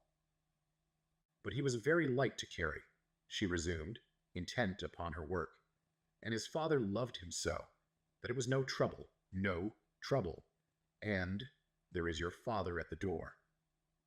She hurried out to meet him, and little Bob, in his comforter, he had need of it, poor fellow, came in. His tea was ready for him on the hob, and they all tried who should help him to it most. Then the two young Cratchits got upon his knees and laid, each child, a little cheek against his face, as if they said, Don't mind it, father. Don't be grieved. Bob was very cheerful with them, and spoke pleasantly to all the family. He looked at the work upon the table, and praised the industry and speed of Mrs. Cratchit and the girls. They would be done long before Sunday, he said. Sunday? You went today, then, Robert? Said his wife. Yes, my dear, returned Bob. I wish you could have gone. It would have done you good to see how green a place it is, but you'll see it often. I promised him that I would walk there on a Sunday. My little child, cried Bob. My little child. He broke down all at once. He couldn't help it. If he could have helped it, he and his child would have been farther apart, perhaps, than they were. He left the room and went upstairs into the room above, which was lighted cheerfully and hung with Christmas. There was a chair set close beside the child, and there were signs of someone having been there lately. Poor Bob sat down in it, and when he had thought a little and composed himself, he kissed the little face. He was reconciled to what had happened, and went down again quite happy. They drew about the fire and talked, the girls and mother working still. Bob told them of the extraordinary kindness of Mr. Scrooge's nephew, whom he had scarcely seen but once, and who, meeting him in the street that day, and seeing that he looked just a little down, you know, said Bob, inquired what had happened to distress him. On which, said Bob, for he is the pleasantest spoken gentleman you ever heard, I told him, I am heartily sorry for it, Mr. Cratchit, he said, and heartily sorry for your good wife. By the by, how he ever knew that, I don't know. Knew what, my dear? Why, that you were a good wife, replied Bob. Everybody knows that, said Peter. Very well observed, my boy, cried Bob. I hope they do. Heartily sorry, he said, for your good wife. If I can be of service to you in any way, he said, giving me his card, that's where I live. Pray, come to me. Now, it wasn't, cried Bob, for the sake of anything he might be able to do for us, so much as for his kind way, that this was quite delightful. It really seemed as if he'd known our Tiny Tim, and felt with us. I'm sure he's a good soul, said Mrs. Cratchit. You would be sure of it, my dear, returned Bob, if you saw and spoke to him. I shouldn't be at all surprised. Mark what I say, if he got Peter a better situation. Only hear that, Peter, said Mrs. Cratchit. And then, cried one of the girls, Peter will be keeping company with someone, and setting up for himself. Get along with you, retorted Peter, grinning. It's just as likely as not, said Bob, one of these days. Though there's plenty of time for that, my dear. But, however and whenever we part from one another, I am sure we shall none of us forget poor Tiny. Tim, shall we, or this first parting that there was among us? Never, father, cried they all. And I know, said Bob, I know, my dears, that when we recollect how patient and how mild he was, although he was a little child, we shall not quarrel easily among ourselves, and forget poor Tiny Tim in doing it. No, never, father, they all cried again. I am very happy, said little Bob. I am very happy. Mrs. Cratchit kissed him, his daughters kissed him, and the two young Cratchits kissed him, and Peter and himself shook hands. Spirit of Tiny Tim, thy childish essence was from God.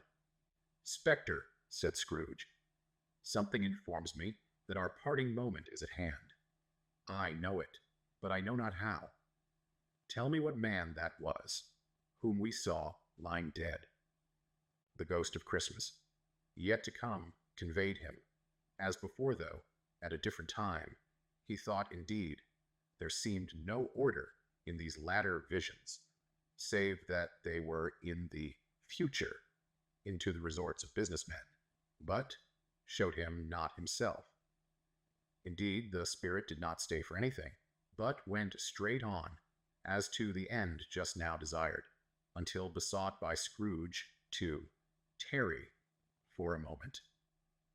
"This court," said Scrooge, "through which we hurry now, is where my place of occupation is, and has been for a length of time.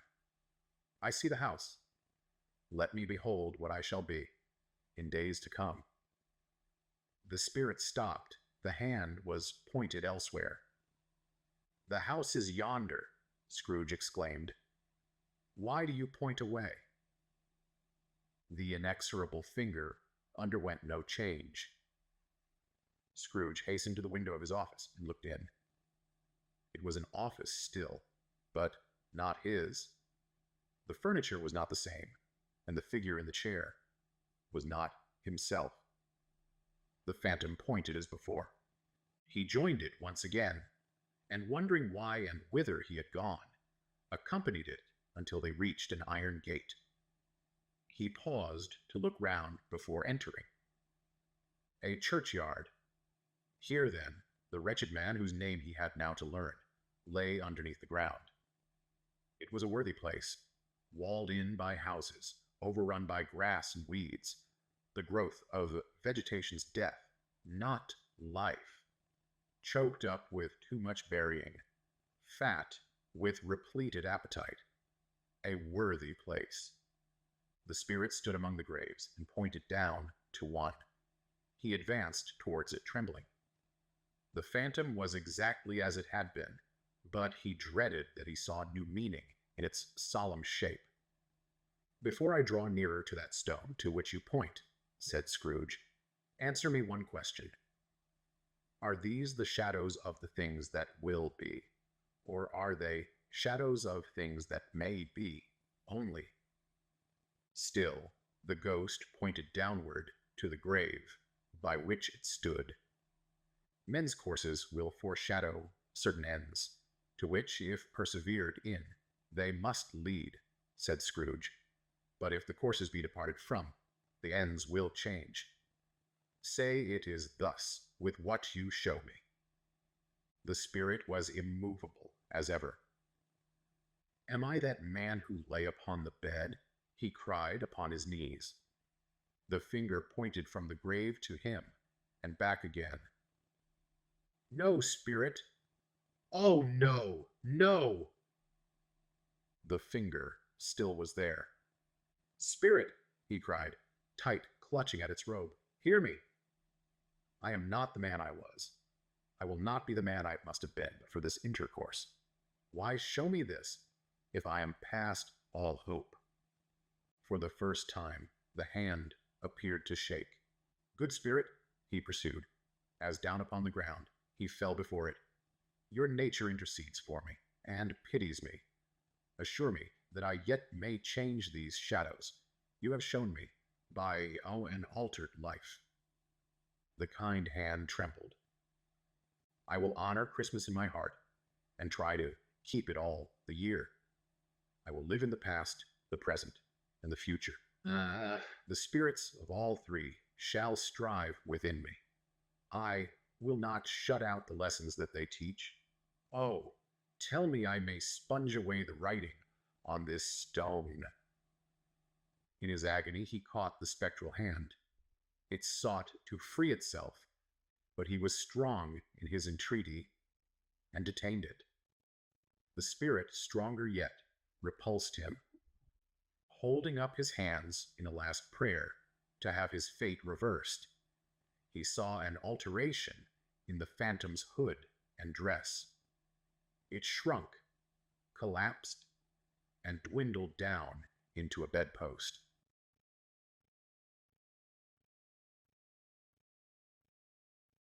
Stave 5, the end of it. Yes. And the bedpost was his own. The bed was his own. The room was his own. Best and happiest of all, the time before him was his own to make amends in. "I will live in the past, the present, and the future," Scrooge repeated as he scrambled out of bed. "The spirits of all three shall strive within me. Oh, Jacob Marley! Heaven and the Christmas time be praised for this. I say it on my knees, old Jacob, on my knees. He was so fluttered and so glowing with his good intentions that his broken voice would scarcely answer to his call. He had been sobbing violently in his conflict with the spirit, and his face was wet with tears. "They are not torn down," cried Scrooge, folding one of his bed curtains in his arms. "They are not torn down, rings and all. They are here, I am here. The shadows of the things that would have been may be dispelled. They will be. I know they will." His hands were busy with his garments all this time, turning them inside out, putting them on upside down, tearing them, mislaying them, making them parties to every kind of extravagance. "I don't know what to do," cried Scrooge, laughing and crying in the same breath, and making a perfect Laocoon of himself with his stockings. "I am as light as a feather. I am as happy as an angel. I am as merry as a schoolboy. I am as giddy as a drunken man. A Merry Christmas to everybody. A Happy New Year to all the world. Hello here. Whoop! Hello!" He had frisked into the sitting room, and was now standing there, perfectly winded. "There's the saucepan that the gruel was in," cried Scrooge, starting off again and going round the fireplace. "There's the door by which the ghost of Jacob Marley entered. There's the corner where the ghost of Christmas presents sat. There's the window where I saw the wandering spirits. It's all right. It's all true. It all happened. Ha ha ha ha." Really, for a man who'd been out of practice for so many years, it was a splendid laugh, a most illustrious laugh, the father of a long, long line of brilliant laughs. "I don't know what day of the month it is," said Scrooge. "I don't know how long I've been among the spirits. I don't know anything. I'm quite a baby. Never mind. I don't care. I'd rather be a baby. Hello! Whoop! Hello here!" He was checked in his transports by the churches ringing out the lustiest peals he had ever heard. Clash, clang, hammer, ding, dong, bell. Bell, dong, ding, hammer, clang, clash. Oh, glorious, glorious! Running to the window, he opened it and put out his head. No fog, no mist. Clear, bright, jovial, stirring, cold. Cold, piping for the blood to dance to. Golden sunlight, heavenly sky, sweet fresh air, merry bells. Oh, glorious, glorious! "What's today?" cried Scrooge, calling downward to a boy in Sunday clothes, who perhaps had loitered in to look about him. "Eh?" returned the boy, with all his might of wonder. "What's today, my fine fellow?" said Scrooge. "Today," replied the boy. "Why, Christmas Day." "It's Christmas Day," said Scrooge to himself. "I haven't missed it. The spirits have done it all in one night. They can do anything they like. Of course they can. Of course they can. Hello, my fine fellow." "Hallo," returned the boy. "Do you know the poulterers? In the next street but one, at the corner?" Scrooge inquired. "I should hope I did," replied the lad. "An intelligent boy," said Scrooge. "A remarkable boy. Do you know whether they have sold the prize turkey that was hanging up there? Not the little prize turkey, the big one." "What?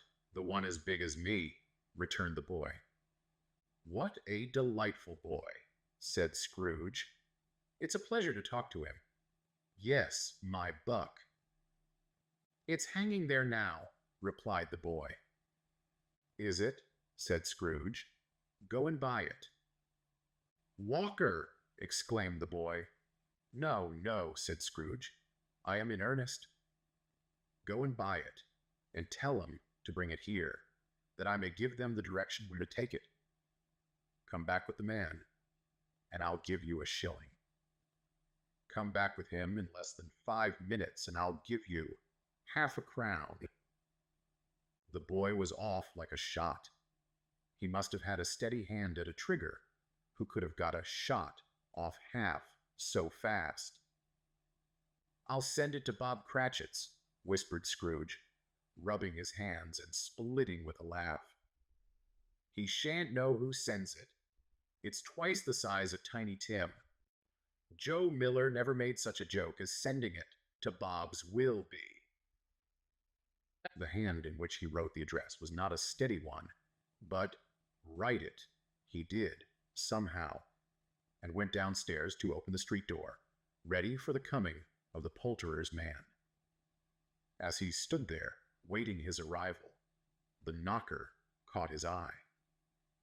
"I shall love it as long as I live," cried Scrooge, patting it with his hand. "I scarcely ever looked at it before. What an honest expression it has in its face! It's a wonderful knocker. Here's the turkey. Hello. How are you? Merry Christmas." It was a turkey. He never could have stood upon his legs, that bird. He would have snapped 'em short off in a minute, like sticks of sealing wax. "Why, it's impossible to carry that to Camden Town," said Scrooge. "You must have a cab." The chuckle with which he said this, and the chuckle with which he paid for the turkey, and the chuckle with which he paid for the cab, and the chuckle with which he recompensed the boy, were only to be exceeded by the chuckle with which he sat down breathless in his chair again, and chuckled till he cried. Shaving was not an easy task, for his hand continued to shake very much, and shaving requires attention, even when you don't dance, while you're at it. But if he had cut the end of his nose off, he would have put a piece of sticking plaster over it, and been quite satisfied. He dressed himself all in his best, and, at last, got out into the streets. The people were by this time pouring forth, as he had seen them with the ghost of Christmas present, and walking with his hands behind him. Scrooge regarded everyone with a delighted smile. He looked so irresistibly pleasant, in a word, that 3 or 4 good-humored fellows said, "Good morning, sir. A Merry Christmas to you." And Scrooge said often afterwards that of all the blithe sounds he had ever heard, those were the blithest in his ears. He had not gone far when, coming on towards him, he beheld the portly gentleman who had walked into his counting-house the day before and said, "Scrooge and Marley's, I believe." It sent a pang across his heart to think how this old gentleman would look upon him when they met. But he knew what path lay straight before him, and he took it. "My dear sir," said Scrooge, quickening his pace and taking the old gentleman by both his hands, "how do you do? I hope you succeeded yesterday. It was very kind of you. A Merry Christmas to you, sir." "Mr. Scrooge?" "Yes," said Scrooge, "that is my name, and I fear it may not be pleasant to you. Allow me to ask your pardon. And will you have the goodness—" Here Scrooge whispered in his ear. "Lord bless me," cried the gentleman, as if his breath were taken away. "My dear Mr. Scrooge, are you serious?" "If you please," said Scrooge, "not a farthing less. A great many back payments are included in it, I assure you. Will you do me that favor?" "My dear sir," said the other, shaking hands with him, "I don't know what to say to such munify—" "Don't say anything, please," retorted Scrooge. "Come and see me. Will you come and see me?" "I will," cried the old gentleman, and it was clear he meant to do it. "Thank ye," said Scrooge. "I am much obliged to you. I thank you 50 times. Bless you." He went to church and walked about the streets, and watched the people hurrying to and fro, and patted children on the head, and questioned beggars, and looked down into the kitchens of houses, and up to the windows, and found that everything could yield him pleasure. He had never dreamed that any walk, that anything, could give him so much happiness. In the afternoon he turned his steps toward his nephew's house. He passed the door a dozen times before he had the courage to go up and knock. But he made a dash and did it. "Is your master at home, my dear?" said Scrooge to the girl. "Nice girl." "Very." "Yes, sir." "Where is he, my love?" said Scrooge. "He's in the dining room, sir, along with mistress. I'll show you upstairs, if you please." "Thank'ee, he knows me," said Scrooge, with his hand already on the dining room lock. "I'll go in here, my dear." He turned it gently and sidled his face in, round the door. They were looking at the table, which was spread out in great array. For these young housekeepers are always nervous on such points, and like to see that everything is right. "Fred!" said Scrooge. Dear heart alive, how his niece by marriage started. Scrooge had forgotten for the moment about her sitting in the corner with the footstool, or he wouldn't have done it on any account. "Why, bless my soul!" cried Fred. "Who's that?" "It's I, your Uncle Scrooge. I have come to dinner. Will you let me in, Fred?" Let him in. It is a mercy he didn't shake his arm off. He was at home in 5 minutes. Nothing could be heartier. His niece looked just the same. So did Topper when he came. So did the plump sister when she came. So did everyone when they came. Wonderful party, wonderful games, wonderful unanimity, wonderful happiness. But he was early at the office next morning. Oh, he was early there. If he could only be there first, and catch Bob Cratchit coming late. That was the thing he'd set his heart upon, and he did it. Yes, he did. The clock struck 9. No Bob. A quarter past. No Bob. He was full 18 minutes and a half behind his time. Scrooge sat with his door wide open, that he might see him come into the tank. His hat was off before he opened the door. His comforter, too. He was on his stool in a jiffy, driving away with his pen, as if he were trying to overtake 9 o'clock. "Hello!" growled Scrooge, in his accustomed voice, as near as he could feign it. "What do you mean by coming here at this time of day?" "I am very sorry, sir," said Bob. "I am behind my time." "You are?" repeated Scrooge. "Yes, I think you are. Step this way, sir, if you please." "It's only once a year, sir," pleaded Bob, appearing from the tank. "It shall not be repeated. I was making rather merry yesterday, sir." "Now I'll tell you what, my friend," said Scrooge. "I am not going to stand this sort of thing any longer. And therefore," he continued, leaping from his stool, and giving Bob such a dig in the waistcoat that he staggered back into the tank again, "and therefore, I am about to raise your salary." Bob trembled and got a little nearer to the ruler. He had a momentary idea of knocking Scrooge down with it, holding him, and calling to the people in the court for help, and a straight waistcoat. Scrooge was better than his word. He did it all, and infinitely more.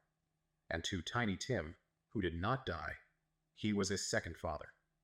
He became as good a friend, as good a master, and as good a man as the good old city knew, or any other good old city, town, or borough in the good old world.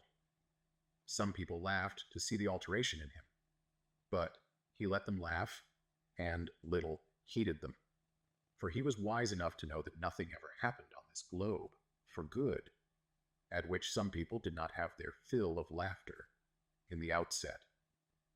And knowing that such as these would be blind anyway, he thought it quite as well that they should wrinkle up their eyes in grins, as have the malady in less attractive forms. His own heart laughed, and that was quite enough for him.